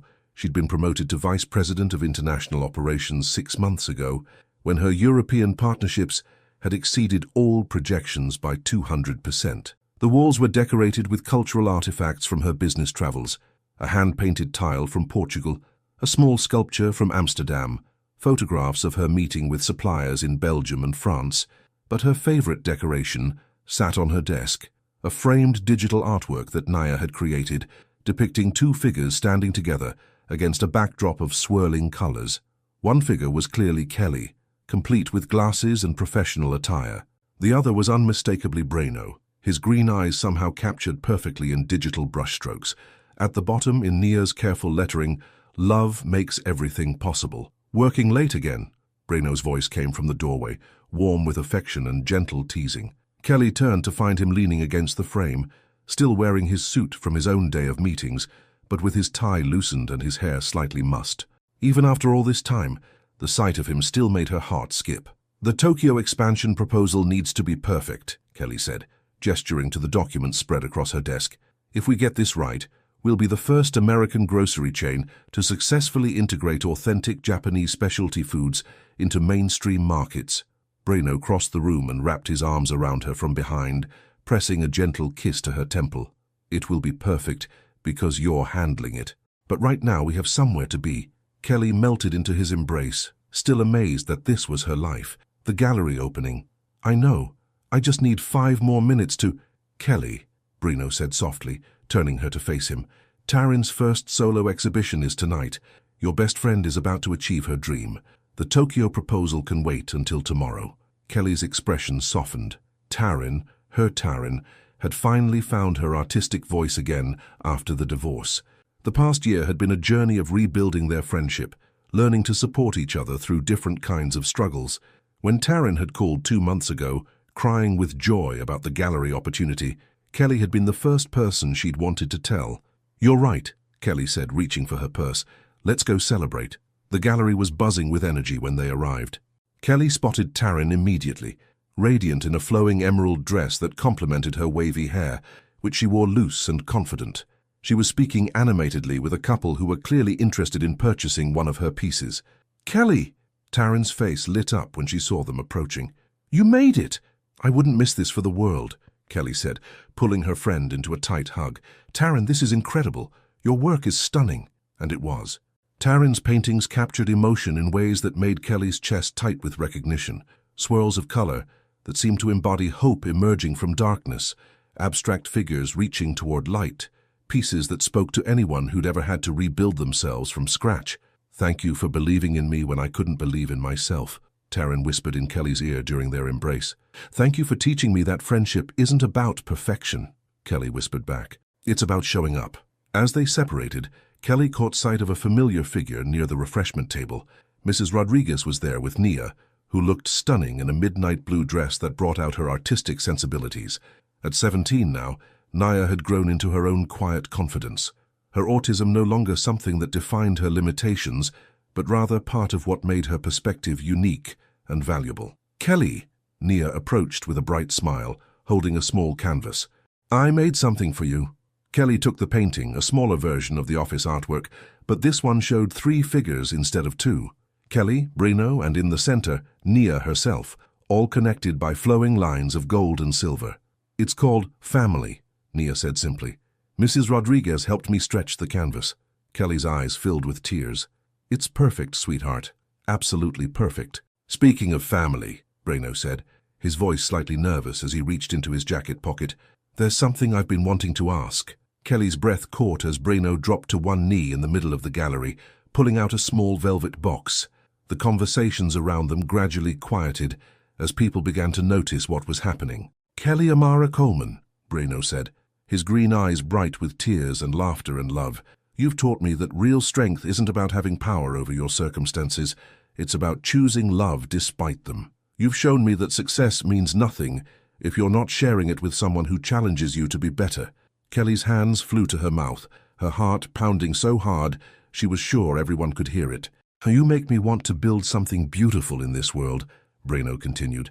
"Not just businesses or profits, but a life filled with purpose and partnership and the kind of love that makes everything else possible."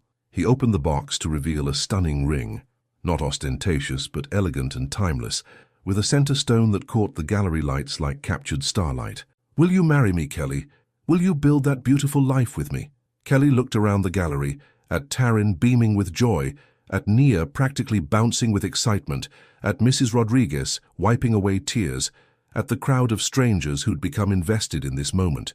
She thought about the journey that had brought her here, from desperate hotel maid to successful executive, from someone who survived to someone who thrived. "Yes," she said, her voice breaking with emotion.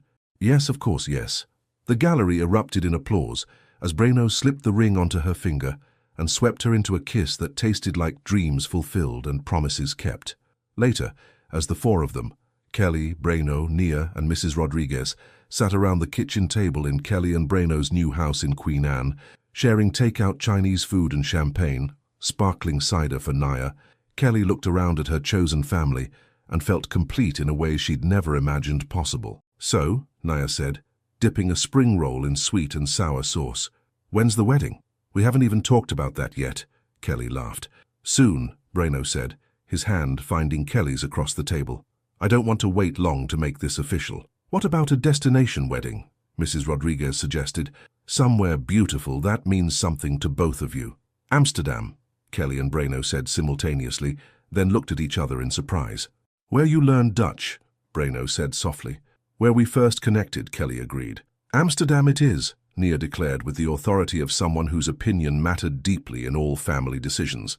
As the evening wound down and Mrs. Rodriguez took Nia home, to the beautiful two-bedroom apartment Kelly had been able to rent for them in a safe neighborhood with excellent schools, Kelly and Breno sat on their back porch, looking out at the city lights below. "Do you ever think about that first day at the hotel?" Breno asked, his arm around Kelly as she leaned against his chest. "Every day," Kelly said. "I think about how terrified I was of wanting something I thought I couldn't have. And now?" Kelly held up her left hand, admiring how the ring caught the porch light. "Now I know that the things worth having are worth fighting for, and I know that I deserve to fight for them." "What would you tell that woman if you could go back and talk to her?" Kelly was quiet for a moment, thinking about the exhausted, overwhelmed, beautiful woman who'd answered a phone call in Dutch and changed everything. "I'd tell her that love isn't about finding someone who can solve your problems," Kelly said finally. "It's about finding someone who wants to face life's challenges alongside you, someone who sees your strength, not your struggles." "And I'd tell her," Breno said, pressing a kiss to the top of her head, "that she's about to discover she's capable of more than she ever imagined, that her capacity for love, for Nia, for her work, for herself, is going to transform not just her own life, but everyone around her." Kelly turned in his arms to look at him. "Do you think she'd believe us?" "Eventually," Breno said with a smile. "She's pretty stubborn, but she's also pretty amazing." As they sat together in comfortable silence, Kelly thought about the Instagram post she'd shared earlier that evening, a photo of her and Breno at the gallery, with the caption, "Sometimes the best things come from the moments when you finally stop running from happiness and start running toward it." The comments had been overwhelmingly positive, filled with heart emojis and congratulations from friends, colleagues, and even some of her international business contacts, who'd become genuine friends over the months of partnership. But her favorite comment was from Nia, "Proud of you for choosing love." Kelly's phone buzzed with one more notification, a text from Taryn. "Thank you for showing me what it looks like to fight for your dreams and win. I love you, friend." Kelly smiled, typing back, "I love you too. Proud of you for building something beautiful from the pieces." As she put her phone away, Kelly realized that this was what happiness actually felt like. Not the absence of challenges, but the presence of people who made those challenges worth facing. Not the elimination of uncertainty, but the courage to embrace it with someone whose love felt like home. "Ready to go inside?" Breno asked as the Seattle night grew cooler around them. "Ready," Kelly said, taking his hand as they stood together. But before they went in, Kelly paused for one last look at the city spread out below them. The city where she'd cleaned hotel floors and answered phones in Dutch, where she'd struggled and survived and finally learned to thrive. "Thank you," she whispered to the night, to the universe, to whatever forces had conspired to bring her to this moment. Then she followed her fiancé inside, to the life they were building together, one beautiful day at a time. In the distance, the Seattle skyline glittered like scattered diamonds, and somewhere in the city, dreams were being born, and love was being discovered, and second chances were being seized by people brave enough to believe they deserved them, just like Kelly had learned to believe, just like she would teach others to believe, through her work, through her love, through the simple but radical act of living authentically and refusing to settle for less than she was worth. The story that had begun with a Dutch phone call had become something far more beautiful. A love story, a success story, but most importantly, a story about learning to see yourself as worthy of all the good things life has to offer. And that story was just beginning. Sarsi Makadas, what would you risk for a chance at authentic love? Have you ever discovered that your greatest struggles prepared you for your most beautiful opportunities? Your participation in this channel is very important. Please leave your opinion in the comments. Thank you so much for watching until the end. If you enjoyed this story, don't forget to subscribe to the channel, leave a like, and comment your thoughts. Your participation is very important to us. See you next time. Abandoned by her rich husband and pregnant with twins, but the doctor saved her life forever. Before we explore all the details of this incredible story, tell us where you're following us from and the time. Subscribe to the channel so you don't miss a thing, and let's embark on this journey together. The pregnancy test hadn't stopped shaking in her hands, even after 30 minutes. Monroe Hale sat alone in the sterile waiting room of Baltimore Memorial Hospital, her oversized Ravens t-shirt stretched across her 20-week belly, wondering how a piece of plastic could hold so much weight. 2 pink lines, 2 babies, and 0 partners. The evening light filtering through the hospital windows cast long shadows across the empty chairs, each one a reminder of the space beside her, where Graham should have been. The same Graham who'd smiled through their wedding vows last spring, who'd talked about their future family over morning coffee, who'd left a post-it note reading, "Following my dreams," on their refrigerator 3 weeks ago. The same Graham who hadn't answered a single call since. Monroe adjusted her position on the hard plastic chair, her hand instinctively moving to cradle her growing bump. The gold earrings her mother had given her for graduation clinked softly as she shook her head, trying to clear the fog of exhaustion. 24 hours of teaching 7th grade math, and her feet felt like lead weights. But it wasn't the physical exhaustion that threatened to break her. It was the silence. "Ms. Hale?"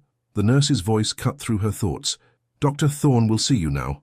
Monroe gathered her worn leather bag, the one she'd splurged on during better days, and followed the nurse down the corridor. Each step echoed against the linoleum floors, a countdown to another conversation she'd have to face alone, another reminder that she was carrying twice the joy and twice the terror. The examination room was colder than she expected, or maybe it was just her nerves. The paper crinkled beneath her as she settled onto the examination table, her fingers absently tracing the pattern of her stretch marks through her shirt. The anatomy scan, the big one, the appointment, where they'd tell her if both babies were healthy. If a gentle knock interrupted her spiral. The door opened, and Dr. Lucian Thorne stepped in, his presence filling the room without overwhelming it. He moved with a quiet grace that seemed at odds with his tall frame, his blue-gray eyes scanning her chart with focused attention. "Good evening, Miss Hale," he said, his voice carrying a warmth that didn't quite reach his eyes. "I see we're looking at twins today." He glanced up from the chart, and something in his expression shifted when he noticed her solitude. Monroe straightened her spine, summoning the strength her mama had taught her never to lose. "That's right. Though they're taking turns using my bladder as a trampoline, so I'm pretty sure they're already here." The joke fell flat in the space between them, but Dr. Thorne's lips curved slightly. Humor in the face of discomfort. That's a valuable skill in pregnancy. He pulled up a rolling stool, maintaining a professional distance.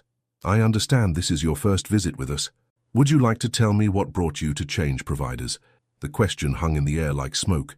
Monroe's fingers found her earrings again, twisting them as she searched for words that wouldn't crack. "My previous doctor. She was recommended by my husband, ex-husband, soon-to-be ex-husband." The words tumbled out before she could stop them. "I needed a fresh start." Dr. Thorne's pen paused over her chart. For a moment, the professional mask slipped, and Monroe caught a glimpse of something familiar in his eyes. Understanding, maybe, or recognition, but it was gone so quickly she might have imagined it. "Fresh starts are valid medical decisions too," he said quietly, returning to his notes. "Now let's meet these acrobats who've been keeping you up at night." As he prepared the ultrasound machine, Monroe noticed the way his hands moved, confident but gentle, like someone used to handling fragile things. The wedding ring was conspicuously absent from his left hand, but the pale band of skin where it once sat told its own story. The gel was cold against her skin, and Monroe sucked in a sharp breath. "Doctor." Thorne murmured an apology, his focus entirely on the screen as he moved the wand across her belly. The room filled with a rapid whooshing sound, 2 distinct heartbeats, strong and steady. "There they are," he said softly, and for the first time, his smile reached his eyes. "Baby A is right here." He pointed to the screen where a tiny hand seemed to wave. "And baby B," the wand shifted slightly, "is doing somersaults." Monroe's vision blurred as she watched her children dance on the screen. Her children, not Graham's abandonment, not her failure, but her children. "They're okay," she whispered, hating how small her voice sounded. Dr. Thorne turned to face her fully, his expression softening. "They're more than okay, Miss Hale. They're perfect." The tears she'd been holding back for weeks finally spilled over. "Doctor." Thorne quietly handed her a tissue, pretending to study the monitor while she collected herself. In that moment of shared silence, something shifted, like a key turning in a lock neither of them knew existed. "Thank you," Monroe managed, dabbing at her eyes. "I haven't had much perfect lately." "Perfect is overrated," Dr. Thorne replied, his voice carrying a weight that suggested personal experience. "But strong." He gestured to the screen where both babies continued their underwater ballet. "That runs in the family." As Monroe left the hospital that evening, the sun had already set, but something else had risen, a tiny spark of hope, fragile as a newborn's grip, but just as persistent. She didn't notice Dr. Thorne watching her from his office window, or the way his hand moved unconsciously to his own chest, where beneath his pristine white coat, another heart was beginning to remember how to beat. The waiting room remained empty, but the silence had changed. Sometimes that's where healing begins. The morning sickness hadn't gotten the memo about mornings. Monroe leaned against the cool tile wall of the hospital bathroom, her work blazer draped over the sink, wondering if her students' pre-algebra test papers would survive being graded through a haze of nausea. 23 weeks pregnant, and her body still hadn't decided if it was growing babies or staging a revolution. "Ms. Harrison!" she called out weakly to her classroom aide, who was hovering anxiously outside the door. "Could you please watch my class for 10 more minutes?" The teenagers' voices echoed down the hallway from her classroom, room 204, Baltimore East Middle School, where they were supposed to be solving equations, not plotting their escape. "Of course, Ms. Hale. Should I call someone?" "No, I'm fine. Just..." Another wave hit, and Monroe closed her eyes, breathing through it. The twins were particularly active today, as if competing for Olympic medals in synchronized swimming or boxing. The bathroom door creaked open, and Monroe tensed, preparing her teacher voice to send any curious student back to class. But instead of teenage sneakers, she saw sensible brown leather shoes and the hem of dark blue scrubs. "Miss Hale?" That voice. Monroe's eyes snapped open to find Dr. Lucian Thorne standing in the doorway, concern etched across his features. Of all the bathrooms in all of Baltimore, she had to be throwing up in the one next to where he was giving a community health lecture. "This isn't what it looks like," Monroe managed, attempting to straighten up. Her carefully twisted hair was coming undone, small coils framing her face. "I mean, it is exactly what it looks like, but I'm fine." "Fascinating definition of fine you have there." His voice was gentle, but his eyes were scanning her professionally. "May I?" He gestured to her wrist, and Monroe nodded, too exhausted to maintain her usual walls. His fingers were cool against her pulse point, and for a moment, the only sound was the tick of his watch. "Your heart rate's elevated. When was the last time you ate?" Monroe's silence was answer enough. "That's what I thought." He reached into his pocket and pulled out a protein bar. At her raised eyebrow, he actually looked slightly embarrassed. "I keep them for my long shifts. It's not exactly a gourmet meal, but better than nothing." Monroe accepted the bar, their fingers brushing briefly. "Thank you. Though I hope you don't make a habit of following sick women into bathrooms." Something that might have been a smile tugged at his lips. "Only the ones who are carrying twins and skipping meals." He paused, then added more softly, "I was here giving a lecture on prenatal nutrition to senior students." Ironic, isn't it? Monroe unwrapped the bar, taking a small bite. "Let me guess. How to take care of yourself while growing humans 101. More like basic nutrition for future healthcare providers," he corrected, leaning against the doorframe, "though your title has a better ring to it." The protein bar was helping, settling her stomach enough that she could stand properly. "Well, Dr. Thorne, as a teacher, I'd say your timing is impeccable. Though your choice of classroom is questionable." This time he did smile, brief but genuine. "Sometimes the most important lessons happen outside the classroom." He hesitated, then added, "Speaking of which, I noticed you missed your follow-up appointment last week." Monroe busied herself with smoothing her shirt over her bump. "Things have been complicated. The school board cut our planning periods, and with Graham's lawyer sending papers every other day." "Graham?" Dr. Thorne's voice remained neutral, but something shifted in his posture. "My ex, soon-to-be ex." Monroe's fingers found her earrings again, a tell she couldn't seem to break. "He's decided he wants to be involved after all, just not with me." Understanding darkened Dr. Thorne's eyes. "Our custody. He says he wants to ensure proper care and upbringing." His words, not mine. Monroe's laugh was hollow. Funny how he remembers proper care now, after leaving me to handle 28 morning sickness episodes alone. Yes, I counted. Dr. Thorne was quiet for a moment, his hands in his pockets. 28 sounds like 28 too many to face alone. He pulled out a business card, hesitated, then turned it over and wrote something on the back. "This is my direct line, for medical emergencies." Monroe took the card, noting the neat, precise handwriting. "Is morning sickness in the faculty bathroom considered an emergency?" "It is when it's accompanied by skipped meals and missed appointments." His tone was professional again, but his eyes held something warmer. "The twins need you strong, Ms. Hale, and strength sometimes means accepting help." The bell rang, startling them both. Monroe could hear her students shuffling, gathering their things. "I should go teach the future of America." "Probably." He stepped back, giving her space. "But first, finish that protein bar. Doctor's orders." Monroe slipped the card into her blazer pocket, next to her heart. "Thank you, Dr. Thorne, for the bar and the emergency line." "Lucian," he said quietly, almost to himself. "Yes, my name is Lucian."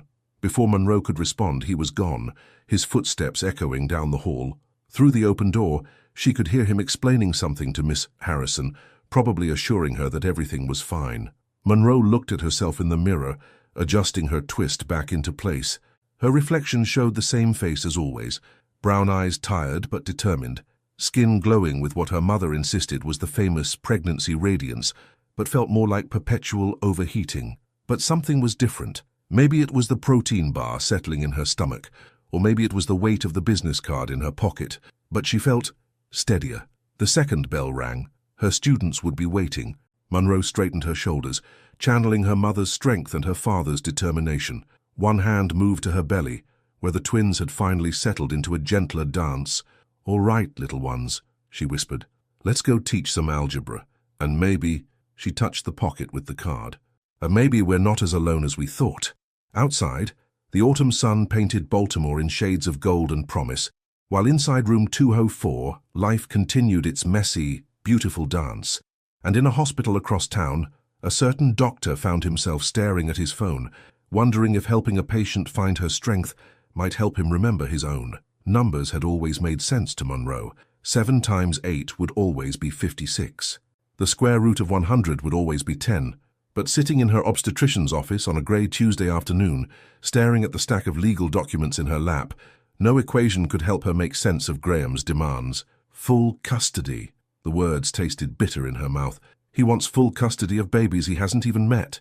Her fingers crumpled the edge of the papers, where Graham's lawyer had helpfully highlighted the important parts in neon yellow. As if the word unfit needed any more emphasis, the twins shifted restlessly, responding to her agitation. 26 weeks now, and they seemed to dance to her emotions like leaves in the wind. Monroe forced herself to breathe deeply, the way her mother had taught her during piano lessons. In through the nose, out through the mouth, count to 4, find your center. A knock at the door broke her concentration. Dr. Thorne, Lucian, she reminded herself, though she hadn't used his first name aloud yet, entered with his usual quiet grace. But today, something was different. The shadows under his eyes were deeper, his normally pristine white coat slightly rumpled at the edges. "Miss Hale," he started, then paused, noticing the papers in her lap. His expression shifted, almost imperceptibly. "I see you've received them too." Monroe's head snapped up. "Toys too." Lucian ran a hand through his hair, a gesture she'd never seen him make before. It made him look younger, more vulnerable. "I've been served with a subpoena. Your ex-husband's lawyer wants my testimony about your prenatal care." The room seemed to tilt slightly. Monroe gripped the armrests of her chair, her gold earrings catching the fluorescent light as she shook her head. That's impossible. Doctor-patient confidentiality can be challenged in custody cases." Lucian's voice was gentle but firm. "But Miss Hale, Monroe, I need you to know something." He pulled up his stool, sitting at eye level with her. "Everything in your file shows exemplary prenatal care. You've followed every recommendation, made every important appointment, maintained your health despite significant stress. If they want my professional opinion, they'll get it." Monroe studied his face, searching for any hint of pity. She found none. "Why are you telling me this?" "Because you deserve to know." He reached for her chart, but his hand hesitated over it. "And because I've been where you are. Different circumstances, but the same courtroom, the same type of lawyers who highlight words like weapons." Understanding dawned. "Your divorce?" Lucian nodded, his jaw tightening slightly. 3 years ago, my son, James. I only see him every other weekend now. His mother's lawyer painted a very convincing picture of a doctor too busy for fatherhood. The confession hung in the air between them, heavy with unspoken pain. Monroe wanted to reach out, to offer some comfort, but her own hands were shaking too much to be steady. "I'm sorry," she said finally, meaning it. No one should have to fight for the right to love their own children. Something flickered in Lucian's eyes. Recognition, maybe, or remembered grief. No, they shouldn't. He straightened, professionalism settling back over him like armor. "Now, let's check on these little ones." The exam proceeded as usual, but the silence between them had changed. It was fuller now, laden with shared understanding. The twins' heartbeats filled the room, strong, steady, defiant against the world's chaos. "They're growing perfectly," Lucian noted, his voice warming as he pointed to the screen. "Baby A is sucking their thumb, and baby B appears to be doing the Macarena." Monroe laughed despite herself, watching her children dance on the grainy screen. "They get that from me. I used to teach dance classes in college." "Used to." Life happened. Bills, responsibilities. She trailed off, remembering weekend workshops and the joy of movement. Graham said it wasn't practical. Lucian's hand stilled on the ultrasound wand. "And what do you say?" The question caught her off guard. What did she say? When was the last time anyone had asked? "I say." Monroe watched her babies move, strong and free in their private ocean. "I say maybe it's time to remember who I was before anyone told me who to be." Lucian nodded, a small smile playing at the corners of his mouth. Now that sounds like the mother these twins deserve. After the appointment, Monroe found herself lingering in the hospital parking lot, watching the sunset paint Baltimore's skyline in shades of purple and gold. Her phone buzzed. Another email from Graham's lawyer, no doubt, but for once, she didn't immediately reach for it. Instead, she pulled up her music app and scrolled to an old playlist labeled Dance Studio Days. The first notes of a forgotten melody filled her car, and her body remembered the rhythm, the freedom, the joy. In the rearview mirror, she caught a glimpse of movement. Dr. Thorne was leaving for the day, his tall frame silhouetted against the hospital lights. He paused at his car, phone pressed to his ear, and even from a distance, Monroe could read the tension in his shoulders. A custody call, maybe, or just another battle in the war they both seemed to be fighting. The twins kicked in perfect synchronization, as if applauding. Monroe placed both hands on her belly, feeling their strength, their possibility. "Okay, little ones," she whispered. "Lesson number 1. Sometimes the bravest dance is the one you do alone." She paused, watching as Lucian's car pulled away.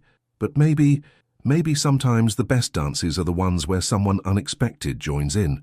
The music played on, filling her car with memories of who she used to be and whispers of who she might become.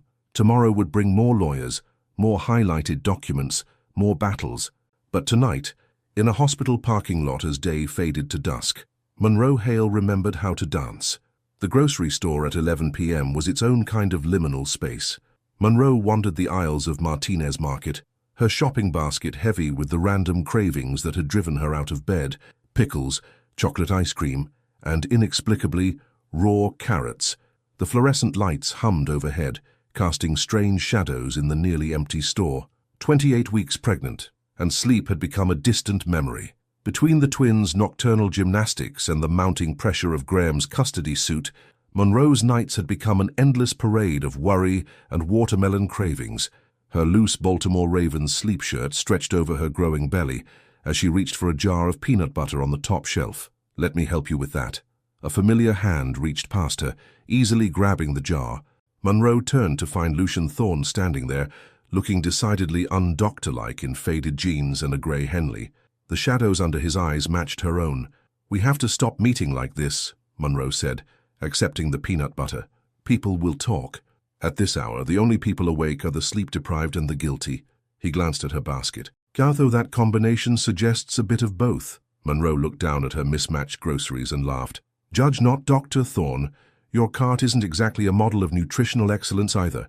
She nodded toward his basket, which contained coffee, more coffee, and a single sad-looking TV dinner. Touché. His smile was tired but genuine. Long shift, long day. The twins have decided sleep is for the weak. She shifted her weight, trying to find a comfortable position. You? Emergency C-section at 8, then paperwork, then more paperwork. He ran a hand through his hair, a gesture she was beginning to recognize as his tell for stress. Then James's mother called to change this weekend's custody schedule. Again, the fluorescent lights flickered, casting strange patterns on the linoleum floor.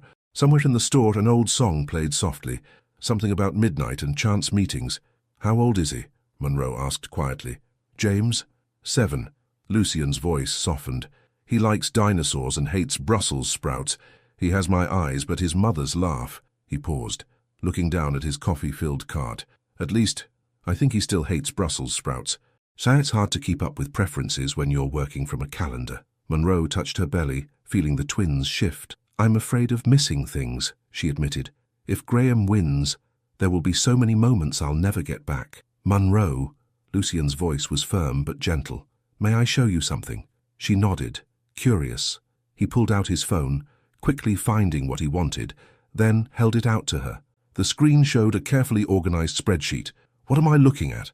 Every moment I've had with James for the past 3 years, every park visit, every scraped knee, every bedtime story. Not because I'm obsessive, but because, he took a deep breath, because when you only get pieces of your child's life, you learn to make each piece count. Monroe studied the spreadsheet, noting the detailed entries. October 12th, James lost tooth during dinosaur documentary, kept tooth under pillow despite Mom's house being next day, wanted Dad's tooth fairy to have a turn. He got $2 from me, 3 from his mum's tooth fairy.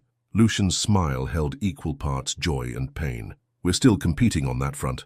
The overhead lights hummed, a quiet soundtrack to their midnight confession. Monroe handed back the phone, her fingers brushing his briefly. Oh, thank you, she said softly, for showing me that. Thank you for understanding it. He glanced at her basket again. Though I feel obligated as your doctor to point out that ice cream and pickles isn't exactly a balanced midnight meal. Says the man buying enough coffee to fuel a small army. Fair point. He hesitated, then gestured toward the store's small deli section. They make decent sandwiches here.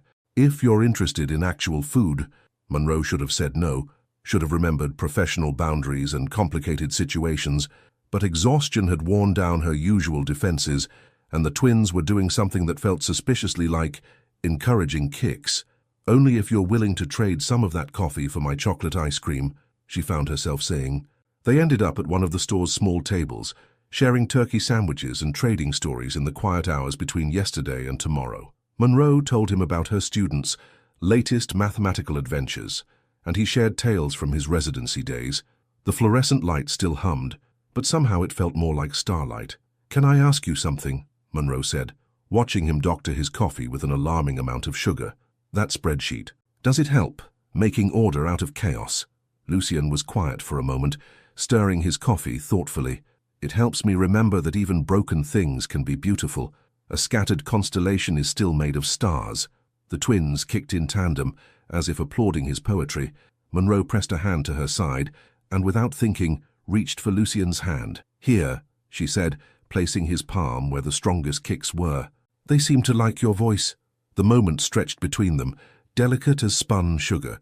Lucian's hand was warm against her belly, and his eyes held a mix of wonder and something deeper, something neither of them was ready to name. Strong, he murmured, like their mother. The store's ancient sound system crackled, switching songs. Patsy Cline's voice filled the empty aisles, singing about falling to pieces. Monroe slowly withdrew her hand, and Lucian straightened, both of them remembering who and where they were. I should get home, Monroe said, gathering her strange assortment of groceries. Early class tomorrow. And I have prenatal appointments at 8. Lucian stood, collecting his coffee arsenal. Try to get some rest, Ms. Hale. Monroe, she corrected softly. After midnight pickle runs. I think we're on a first-name basis. His smile reached his eyes this time. Monroe, he agreed. Sleep well. They parted ways in the parking lot, each carrying their midnight provisions and unspoken words. Monroe watched his car disappear into the Baltimore night, then turned her face up to the stars, scattered but somehow perfect in their chaos. The twins moved again, gentler now, like they were settling in for sleep. "I know, little ones," she whispered. "I know. Sometimes the best conversations happen in the strangest places." As she drove home, the night wrapped around her like a blanket, and for the first time in weeks, the weight of Graham's legal threats felt a little lighter. Sometimes strength came in spreadsheets and shared sandwiches. Sometimes healing happened in fluorescent-lit spaces between yesterday and tomorrow. And sometimes, just sometimes, the universe conspired to put two broken people in the same grocery store at exactly the right moment. The courthouse steps were slick with November rain. Monroe gripped the metal railing, her 30-week pregnant body protesting each careful step. The preliminary custody hearing loomed ahead like a storm cloud, and her sensible black flats felt anything but steady on the wet stone. "Tire careful," a familiar voice came from behind her, followed by the sensation of a strong hand at her elbow. "These steps are a lawsuit waiting to happen." Monroe didn't need to turn to know it was Lucian. His presence had become something her body recognized, like the way the twins always seemed to settle when he was near. "My hero," she said dryly, but accepted his support. "Though I'm pretty sure this violates about 12 different doctor-patient boundaries. I'm here as an expert witness, not your doctor." His voice was professional, but his hand remained steady at her elbow. "Besides, preventing a fall on courthouse steps falls under the Hippocratic Oath. First, do no harm."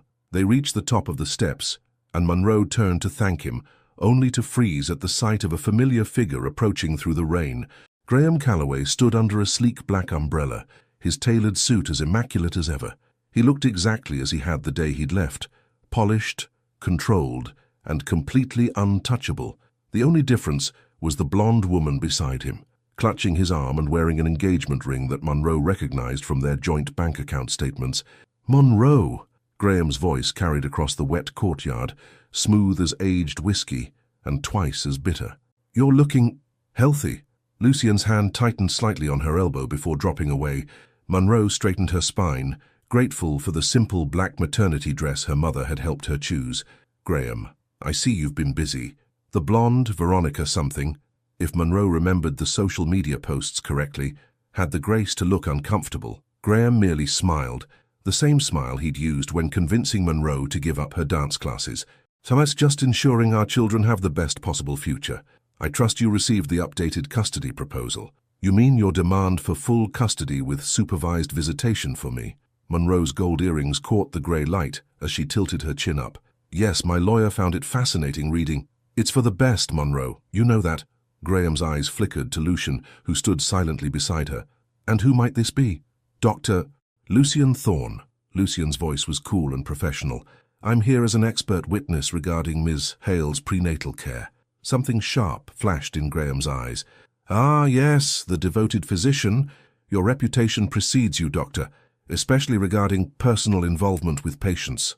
Monroe felt Lucian stiffen beside her. Before either man could speak, the courthouse doors opened, and her lawyer appeared. "Miss Hale, they're ready for us."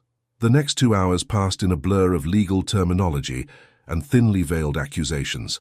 Graham's lawyer painted a picture of an unstable single mother, while Monroe's attorney presented medical records showing exemplary prenatal care and letters from her school principal, praising her dedication. Through it all, Monroe kept her hands folded over her belly, feeling the twins move restlessly. She didn't look at Graham, didn't acknowledge his occasional sighs or whispered comments to Veronica. Instead, she focused on breathing, on staying strong for her children. When Lucian took the stand, his testimony was precise and professional. Yes, Ms. Hale had followed every medical recommendation. Yes, her pregnancy was progressing beautifully despite significant stress. No, he had no concerns about her ability to care for twins. "And would you say your relationship with Ms. Hale is strictly professional?" Graham's lawyer asked, her smile sharp as a scalpel. Lucian met Monroe's eyes briefly before answering. "I provide Ms. Hale with medical care of the highest standard. My primary concern is the health of her and her unborn children." "That's not what I asked, Doctor." "Objection?" Monroe's lawyer called. "Relevance?" The judge sustained the objection, but the damage was done. Monroe could feel Graham's satisfied smirk without looking at him. After the hearing, Monroe found herself in the courthouse bathroom, splashing cold water on her face. The judge had scheduled another hearing for next month, closer to her due date. More time, more stress, more fights over children who weren't even born yet. The door opened, and Monroe tensed, expecting Veronica or one of Graham's lawyers. Instead, she saw Lucian's reflection in the mirror. "This is the women's bathroom," she said, attempting a smile. "I know, I'm adding it to my list of professional boundaries crossed today." He held out a paper cup of water. "You should stay hydrated." Monroe accepted the water, their fingers brushing. "Thank you for everything today. Your testimony was the truth." He leaned against the sink, his usual composure cracking slightly, though I wanted to say more. "About how you sing to the twins during examinations, how you've memorized every developmental milestone, how you're already more of a parent than—" He stopped, running a hand through his hair. "Than Graham will ever be," Monroe finished softly. "It's okay. You can say it. It wouldn't have helped. Trust me, I learned that lesson in my own custody battle." He checked his watch. "I have to get back to the hospital." "Will you be okay?" Monroe studied her reflection. Tired eyes, but steady gaze. Her mother's strength in her shoulders, her father's determination in her jaw. "I will be. The twins have a dance recital scheduled for this afternoon. Very exclusive performance, audience of one." Lucian's smile was small but warm. "Let me guess. Interpretive dance to express their feelings about legal proceedings. More like the Macarena on my bladder." She touched her belly, feeling them move. "But hey, at least they've got rhythm. Like their mother." The words were quiet, almost lost in the hum of the bathroom fan. Monroe met his eyes in the mirror. "Lucian, I know." He straightened, doctor mode settling back over him like a familiar coat. "Professional boundaries."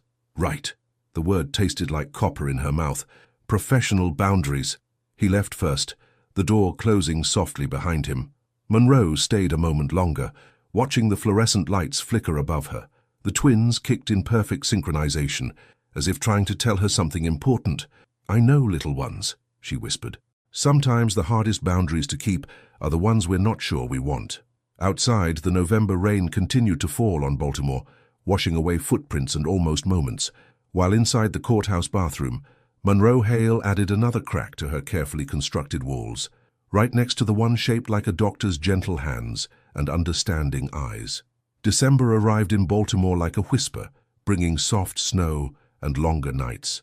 Monroe sat in her classroom after hours, 32 weeks pregnant and surrounded by half-graded math tests, when the first contraction hit. Not labor, she knew that much from her endless research, but Braxton Hicks, her body's way of practicing for the main event. Still, it was enough to make her pause, one hand pressed against her side, while the other clutched a red pen suspended over Jenny Martinez's creative interpretation of fractions. Through the classroom windows, she could see snow beginning to fall, turning the school parking lot into a blank canvas. Her phone buzzed. Another email from Graham's lawyer. They'd been relentless since the courthouse hearing, picking apart every aspect of her life, her bank statements, her work schedule, even her grocery receipts. The latest demanded a detailed childcare plan for when she returned to teaching. The twins shifted restlessly, perhaps sensing her tension. Monroe set down her pen and began to hum softly. An old lullaby her mother used to sing, something about starlight and promises. Slowly, they settled, just as the classroom door opened.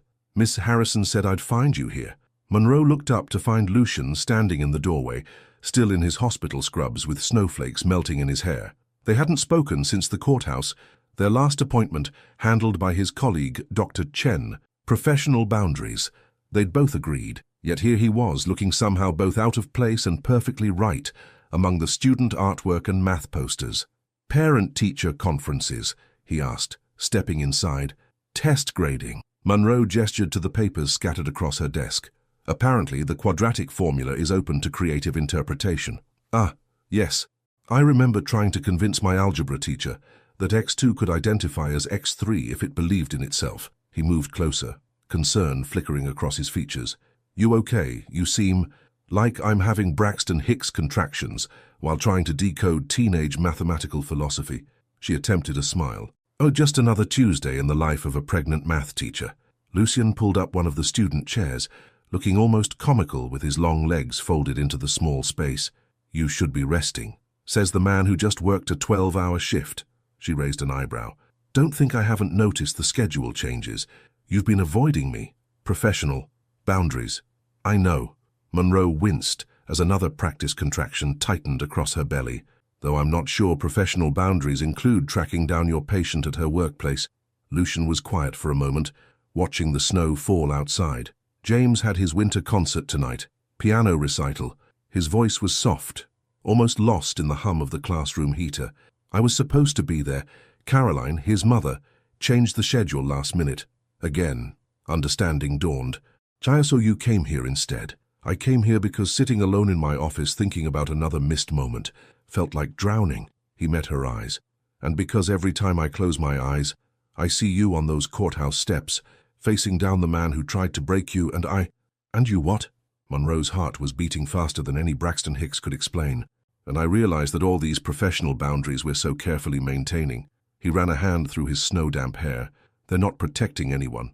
They're just keeping us both alone. The classroom felt suddenly too small, too warm. Monroe pushed back from her desk, needing space to think. Lucian, we can't. Graham's lawyers are already implying. I know. He stood too, careful to maintain distance. Trust me. I know exactly how this looks. The doctor falling for his patient. The divorced dad getting too close to a custody case that mirrors his own. Every ethical line blurred beyond recognition. Falling for. The words hung in the air between them, delicate as the snowflakes outside. Before he could answer, Monroe's phone buzzed again. Graham's name flashed on the screen, along with a text. Amended custody proposal. You might want to sit down for this one. The twins kicked hard, picking up on her sudden spike of anxiety. Lucian noticed her expression change and was beside her in an instant, professional mask back in place. What's wrong? Graham. She showed him the text. He's going to use this. Use us. Whatever this is. Let him try. Lucian's voice was quiet, but fierce. Some things are worth fighting for. My babies, Monroe whispered. Yes. He hesitated, then added softly, and maybe something else too. The snow fell faster outside, turning Baltimore into a snow globe of possibilities and fears. Monroe's hand found her earrings, her mother's strength, her father's courage. The twins moved again, gentler now, like they were trying to tell her something important. I can't lose them, she said finally. I won't. You won't. Lucian took a step back, respecting her unspoken decision. But Monroe, you won't lose yourself either. Not this time. She looked at him then, really looked, at the tired lines around his eyes, the compassion in his gaze, the way he stood like a man used to weathering storms alone. What about you? What will you lose? Nothing I haven't lost before. His smile was sad but genuine, except maybe the chance to tell you that watching you fight for your children, for yourself, it's made me remember what courage looks like. The classroom clock ticked steadily, counting down moments they couldn't afford to have. Outside, the world was turning white, covering Baltimore in a blanket of new beginnings and missed chances. I should go, Lucian said finally. Early surgeries tomorrow. Monroe nodded, not trusting her voice. He paused at the door, snow swirling in behind him. For what it's worth, he added quietly, some boundaries aren't meant to protect us. They're meant to test how much we're willing to risk for what matters. After he left, Monroe stood at the window, watching his figure disappear into the snowy night. The twins danced their own private ballet, perhaps protesting the sudden absence of his voice, or perhaps reminding her that some choices weren't really choices at all. They were just the heart recognizing its own rhythm in another's silence. She turned back to her desk, to the pile of tests waiting to be graded. Jenny Martinez's creative fractions stared up at her, and suddenly Monroe understood what the girl had been trying to say. Sometimes the whole was greater than the sum of its parts. Sometimes the equation didn't need solving. It just needed courage to be written. The snow continued to fall, erasing footprints and boundaries alike, while inside room 204, Monroe Hale added another equation to life's complicated mathematics: how to measure the distance between what we want and what we dare to reach for. The emergency room lights were too bright, too harsh, making everything feel surreal. Monroe lay on her side in the hospital bed, 34 weeks pregnant and trying not to panic, as monitors beeped steadily around her. Outside her room, Baltimore Memorial Hospital hummed with its usual midnight energy, but inside, time seemed suspended. It had started during fifth period, a sharp pain different from her usual Braxton Hicks, followed by spotting that sent Miss Harrison running for the school nurse. Now, hours later, Monroe watched the fetal monitor's steady rhythms, each beep a reminder that the twins were okay, for now. Preterm labor, Dr. Chen had said, her kind face serious. We need to stop it. I've paged Dr. Thorne. He knows your case best. Monroe hadn't argued, couldn't argue, not when her baby's safety was at stake, not when every instinct screamed for the one person who could make this less terrifying. The door opened quietly, and Lucian stepped in. He looked like he'd been running, tie askew, hair mussed, eyes intense with concern. 2 weeks had passed since their conversation in her classroom, 2 weeks of careful distance and professional courtesy. But now, I came as soon as I got the page. He moved to check her monitors, his doctor's mask firmly in place, but his hands trembled slightly as he reviewed her chart. How's the pain? Manageable. Monroe tried to smile, but it felt wobbly. Though your twins are apparently as dramatic as their mother, our twins tend to have excellent timing. The words slipped out before he could catch them, an echo of their easy banter from better days. He cleared his throat. The medication seems to be working. Contractions are spacing out. Monroe nodded, then winced as another pain wrapped around her middle. Without thinking, she reached for his hand. He took it immediately, professional boundaries forgotten. Breathe through it, he murmured. That's it. Just like that.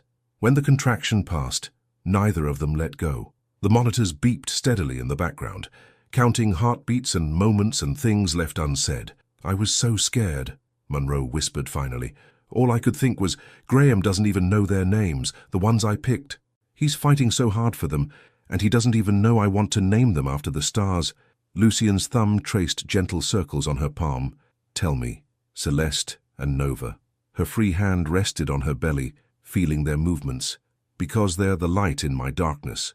Is that too cheesy? It's perfect. His voice was soft, but his eyes held something fierce. They're perfect. The moment stretched between them, delicate as spider silk. Then Monroe's phone buzzed on the bedside table.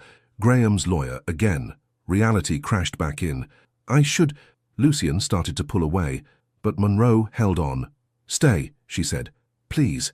Not as my doctor. Just stay. He sank into the chair beside her bed, still holding her hand.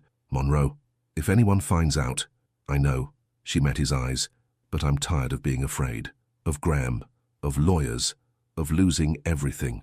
I'm tired of pretending that what I feel for you is just what? Just gratitude. Or hormones. Or two lonely people recognizing their own pain in each other. She took a shaky breath. Because it's more than that, isn't it? Lucian was quiet for a long moment, watching the snow fall outside her window. When he spoke, his voice was rough with emotion. The first time I saw you in that waiting room, something in me recognized something in you. Not just the loneliness or the battle scars, but the strength, the light. He squeezed her hand. I've been fighting it ever since. Why? Because I'm terrified of failing another family, of not being enough. Again, the confession hung in the air between them. James, I missed so much. First steps, first words. Now I get photos of moments I should have been there for. Lucian. Monroe tugged his hand until he looked at her. You're not failing anyone. You're fighting like me. The twins kicked then, strong and sure, making the monitors jump. Lucian laughed softly, some of the tension easing from his shoulders. Celeste and Nova seemed to agree. They're smart girls. Monroe smiled, then sobered. Graham's lawyers will use this against me. Say I'm unstable, making poor choices. Let them try. Lucian's jaw set in a determined line. Some choices aren't poor, they're just brave. A nurse appeared in the doorway, then hesitated, seeing their joined hands. Lucian didn't let go.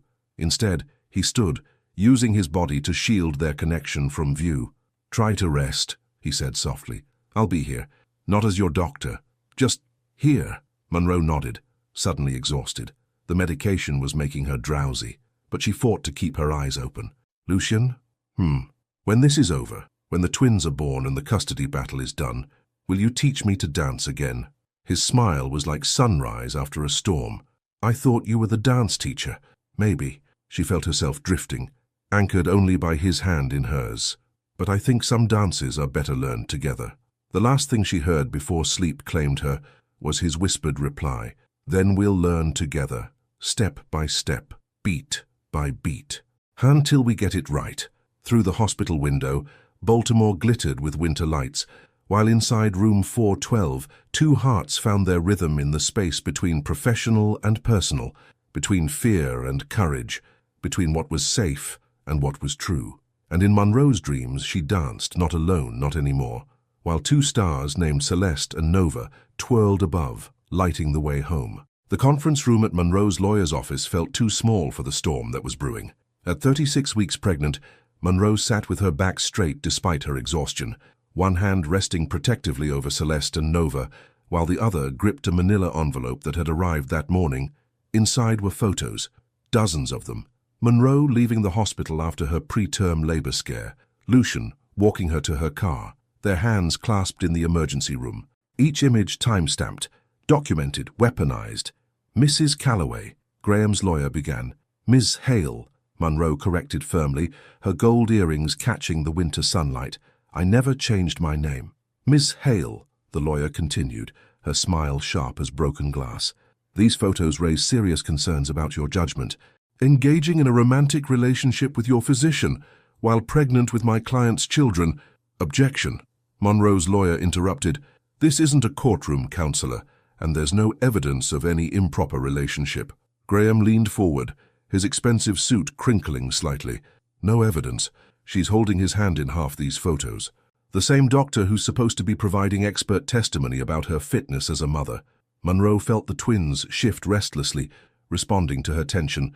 She thought of Lucian, probably in surgery now, unaware that their careful dance had been captured and twisted into something ugly. She thought of his gentle hands, his quiet strength, the way he'd stayed with her that night in the hospital. Professional boundaries finally crumbling under the weight of something stronger. Let me be clear, Graham continued, his voice smooth as poison. Either Dr. Thorne withdraws as a witness and removes himself from your care immediately, or these photos will be presented at next week's custody hearing, along with documentation of every time he's visited your classroom, every late-night meeting at Martinez Market, every... You had me followed? Monroe's voice was quiet but steady. For how long? Long enough. Graham's smile didn't reach his eyes. I'm protecting our children, Monroe, from poor choices, from instability, from a mother who clearly can't... Can't what? Monroe stood slowly, her hand still cradling her belly. Can't be trusted to know my own heart? Can't be trusted to recognize real care, real support. After years of your controlled version of love, she looked directly at Graham. You don't want custody because you love these girls. You want custody because you can't stand that I might find happiness without you. The room fell silent. Even Graham's lawyer stopped shuffling papers. You have 24 hours to decide, Graham said finally. Dr. Thorne's withdrawal, or these photos go to the judge. Choose wisely. After they left, Monroe's lawyer touched her arm gently. We can fight this. Character assassination isn't... I need a minute, Monroe whispered. Please. Alone in the conference room, Monroe watched Baltimore's winter sky darken with approaching snow. Her phone felt heavy in her hand as she typed out a message to Lucian. We need to talk. Graham has photos. His response came quickly. My office. 30 minutes. The hospital corridors felt longer than usual as Monroe made her way to Lucian's office. A few nurses gave her knowing looks. Apparently, hospital gossip traveled faster than Graham's private investigators.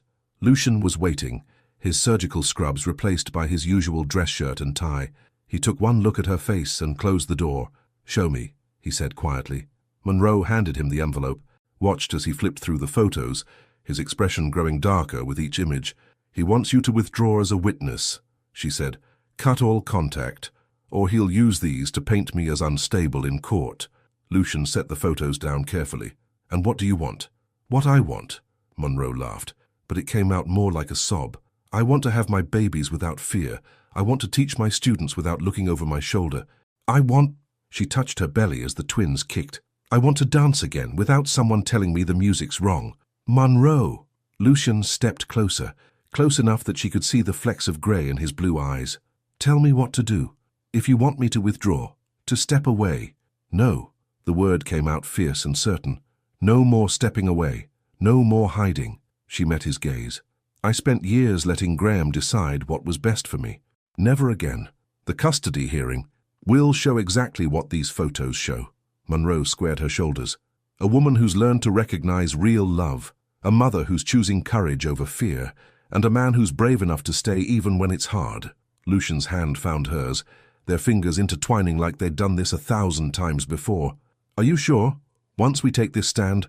"I'm sure." Monroe squeezed his hand. Celeste and Nova deserve to see their mother fight for joy, for truth, for the kind of love that builds up instead of tearing down.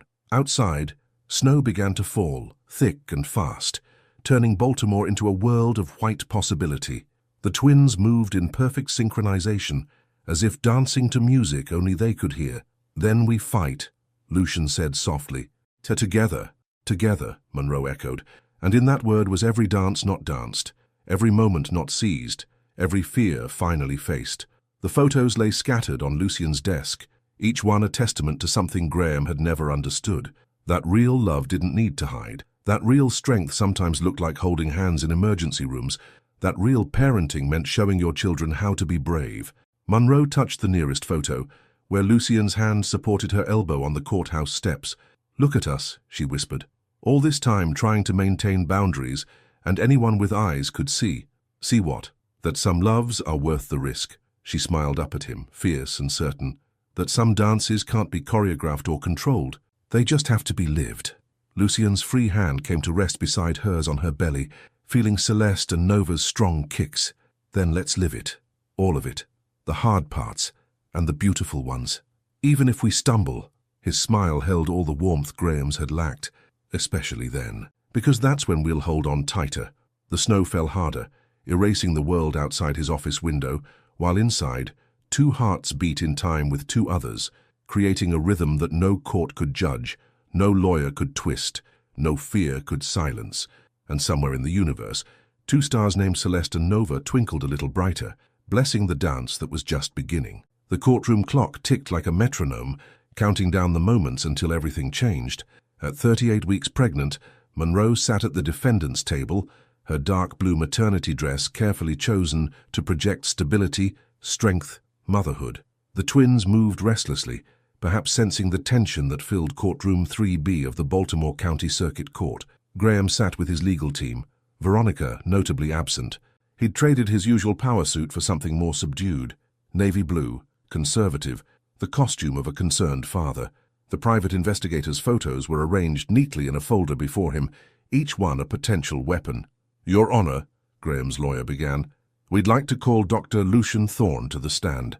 Monroe felt rather than saw Lucian rise from his seat in the gallery. He moved with quiet dignity to the witness stand, his shoulders straight despite the weight of what was coming. He'd refused to withdraw his testimony, refused to step away. Sometimes, he'd told her last night over late-night coffee at Martinez Market, the right path is the hardest one.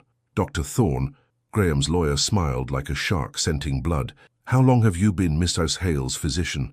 "Since her 20th week of pregnancy," Lucian answered calmly. "And when she transferred her care to Baltimore Memorial.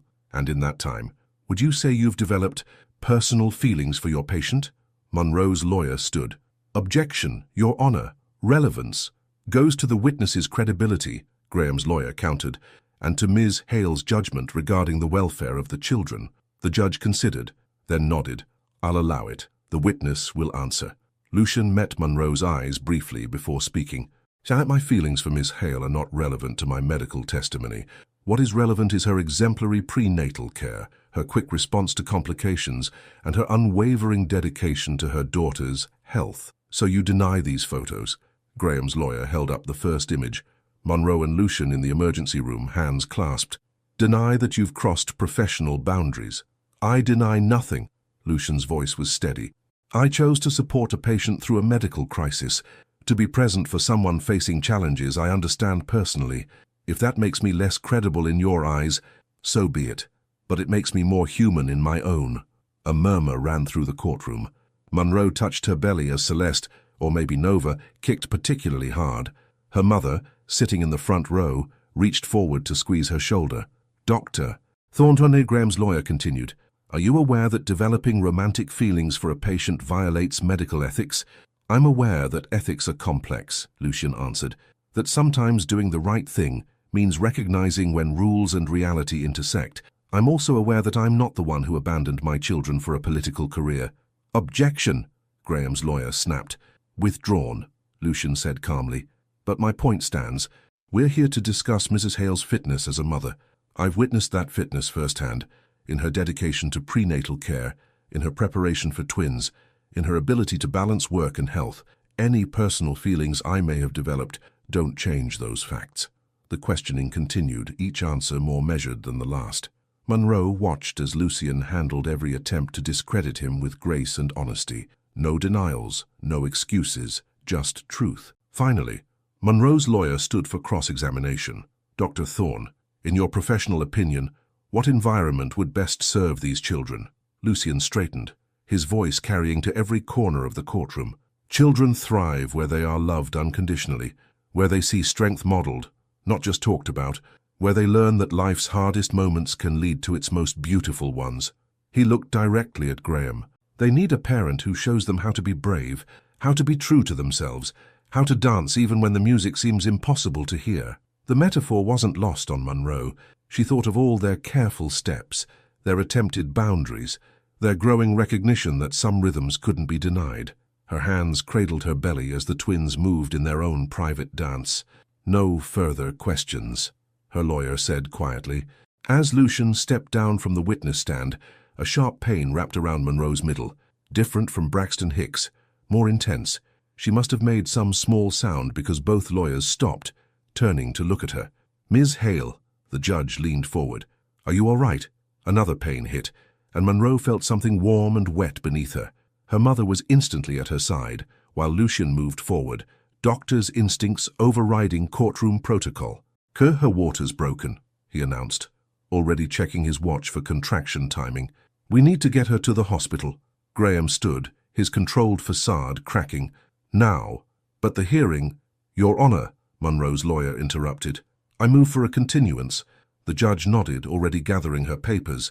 Granted, obviously. She looked at Monroe with something like amused sympathy. It seems your daughters have their own sense of timing. They get that from their mother, Lucien murmured, helping Monroe to her feet. The pain intensified, and Monroe gripped Lucien's arm. I can't. The custody decision will wait, her mother said firmly. Right now you have more important work to do. As they helped her from the courtroom, Monroe caught a glimpse of Graham's face, confused, angry, but also something else. Something that looked almost like recognition, like maybe, finally, he was seeing her clearly, not as someone to control, but as someone strong enough to choose her own path. In the courthouse hallway, between contractions, Monroe found herself laughing despite the pain. Care to share the joke? Lucien asked, his hand steady at her back. Just thinking, she managed, about all those boundaries we tried to maintain. And here we are, my water breaking in your courtroom testimony. His smile was tender as he helped her into the wheelchair a court officer had produced. Some stories write themselves. We just have to be brave enough to live them.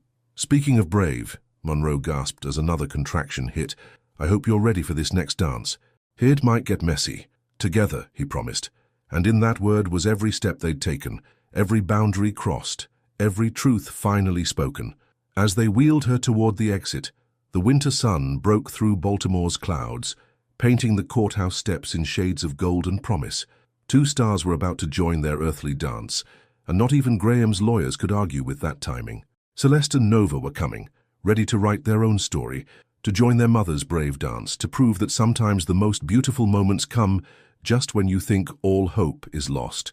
And in the space between one contraction and the next, Monroe found herself smiling through tears, because finally, she was exactly where she needed to be. Surrounded by real love, real strength, real family. Even if it had taken 2 stubborn stars and 1 broken boundary to get her there. Time moved differently in the delivery room, measured not in minutes, but in breaths, in heartbeats, in the space between contractions. Monroe gripped the hospital bed rails, sweat darkening the loose curls around her face, as another wave of pain crashed through her. You're doing beautifully, her mother murmured, wiping Monroe's forehead with a cool cloth. Just like we practiced. On her other side, Lucien stood in street clothes rather than his usual doctor's attire, hospital policy firmly enforced by Dr. Chen, who'd taken over Monroe's care. He couldn't be her physician today. Instead, he was simply the man who'd chosen to dance this complicated waltz with her, who now held her hand through each contraction as if it was the most natural thing in the world. Celeste is crowning, Dr. Chen announced. Just one more big push, Monroe. Monroe bore down, channeling every ounce of strength she had left. The room filled with the sound of her effort. Then suddenly, magnificently, a baby's cry pierced the air. "She's here," Lucian whispered, his voice thick with emotion. "Monroe, she's perfect." Celeste was placed on Monroe's chest, tiny and red and absolutely beautiful. Her cries softened as Monroe touched her cheek with trembling fingers. "Hello, my little star." But there was no time to linger. Nova was ready for her entrance. The second twin arrived just 4 minutes after her sister, announcing herself with a cry even louder than Celeste's. "Definitely your daughters," Lucian said, laughing through tears as Nova was placed beside her sister. Strong voices and perfect timing. Monroe couldn't speak, overwhelmed by the sight of her daughters together at last. Celeste and Nova, named for the stars but bright enough to create their own light. Their tiny hands seemed to reach for each other, already connected by something deeper than space and time. A commotion outside the delivery room drew their attention. Through the window, Monroe caught a glimpse of Graham arguing with a nurse. He'd apparently arrived just minutes too late for the birth. Something about traffic and his lawyer's meeting running long. "Do you want me to—" Lucian started, but Monroe shook her head. "Let him wait," she said softly, watching her daughters' faces. "This moment belongs to us." Her mother squeezed her shoulder, understanding in her eyes. "I'll go talk to him. You focus on these beautiful girls." After she left, Monroe looked up at Lucian, finding in his face everything she felt: wonder, joy, and something deeper that had been growing between them since that first day in the waiting room. "They're really here," she whispered. "They really are." He perched carefully on the edge of her bed, one hand gentle on Nova's back, while the other remained twined with Monroe's. They're exactly who they're meant to be. A soft knock interrupted them. Graham stood in the doorway, looking uncharacteristically uncertain. His usual polished appearance was rumpled, his eyes fixed on the twins with an expression Monroe had never seen before. "Can I—" He swallowed hard. "Can I meet them?" Monroe studied him for a moment, then nodded. "Come say hello to your daughters." Graham approached slowly, as if afraid they might disappear.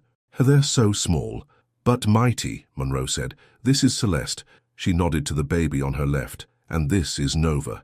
"Star names," Graham said quietly. "You always did love the night sky." He reached out, then stopped himself. "May I?" Monroe nodded again, and Graham touched Celeste's tiny hand with surprising gentleness.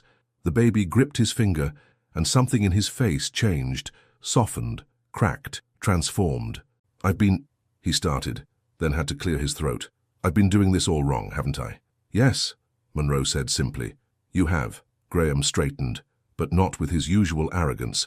"My lawyer has papers drawn up. Joint custody, generous visitation, no supervision required."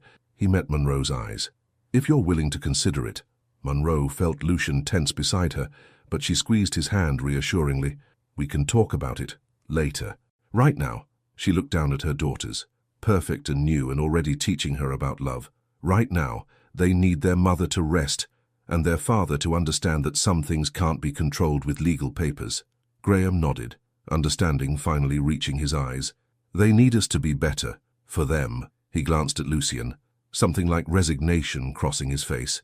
"Sign all of us." After Graham left, promising to return during regular visiting hours, Monroe felt tears sliding down her cheeks. Lucian wiped them away with his thumb. "Happy tears?" he asked softly. "Grateful ones."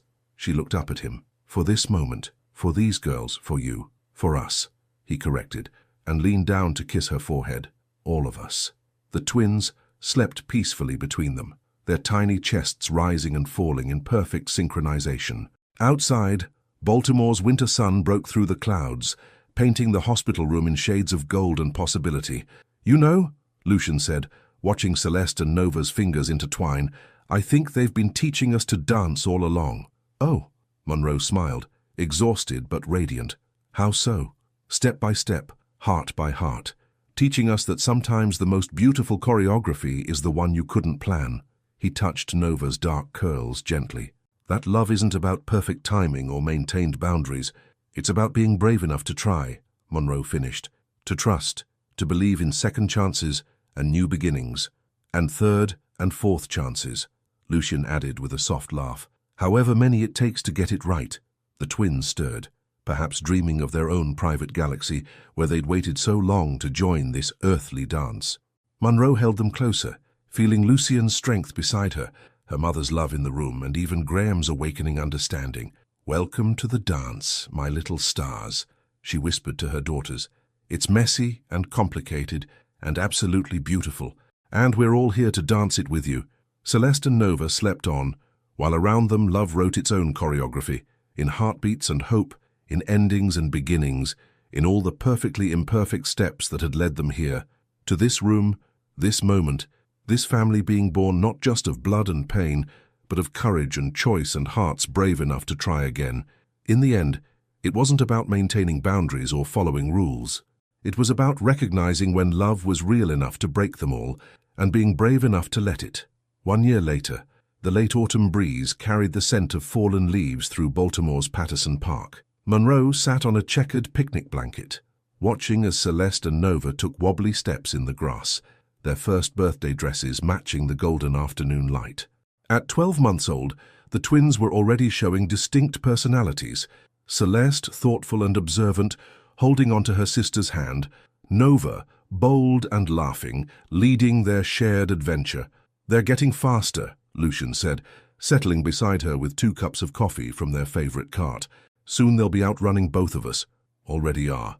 Monroe accepted her cup, cream, no sugar, the way she'd taken it since those midnight grocery store meetings. Her gold earrings caught the sunlight as she leaned against his shoulder. "Though I notice you still managed to catch them before they raid your medical journals. Professional hazard." He wrapped an arm around her waist, pulling her closer. "Can't have them learning anatomy before ABCs." They watched as the twins discovered a pile of leaves, their delighted squeals drawing smiles from passing joggers. Monroe's mother, visiting for the birthday celebration, helped them throw handfuls of red and gold into the air. "Graham called this morning," Monroe said softly. "Wanted to confirm next weekend's visit. He's taking them to the aquarium." "With Veronica?" "No, just him." Monroe smiled slightly. "And he said he wants to really see them, not just check a box on his custody agreement." The past year had been a dance of its own, learning to co-parent, to share holidays, to put the twins first. Graham had surprised them all, showing up for doctor's appointments and milestone moments, slowly becoming the father he'd never planned to be.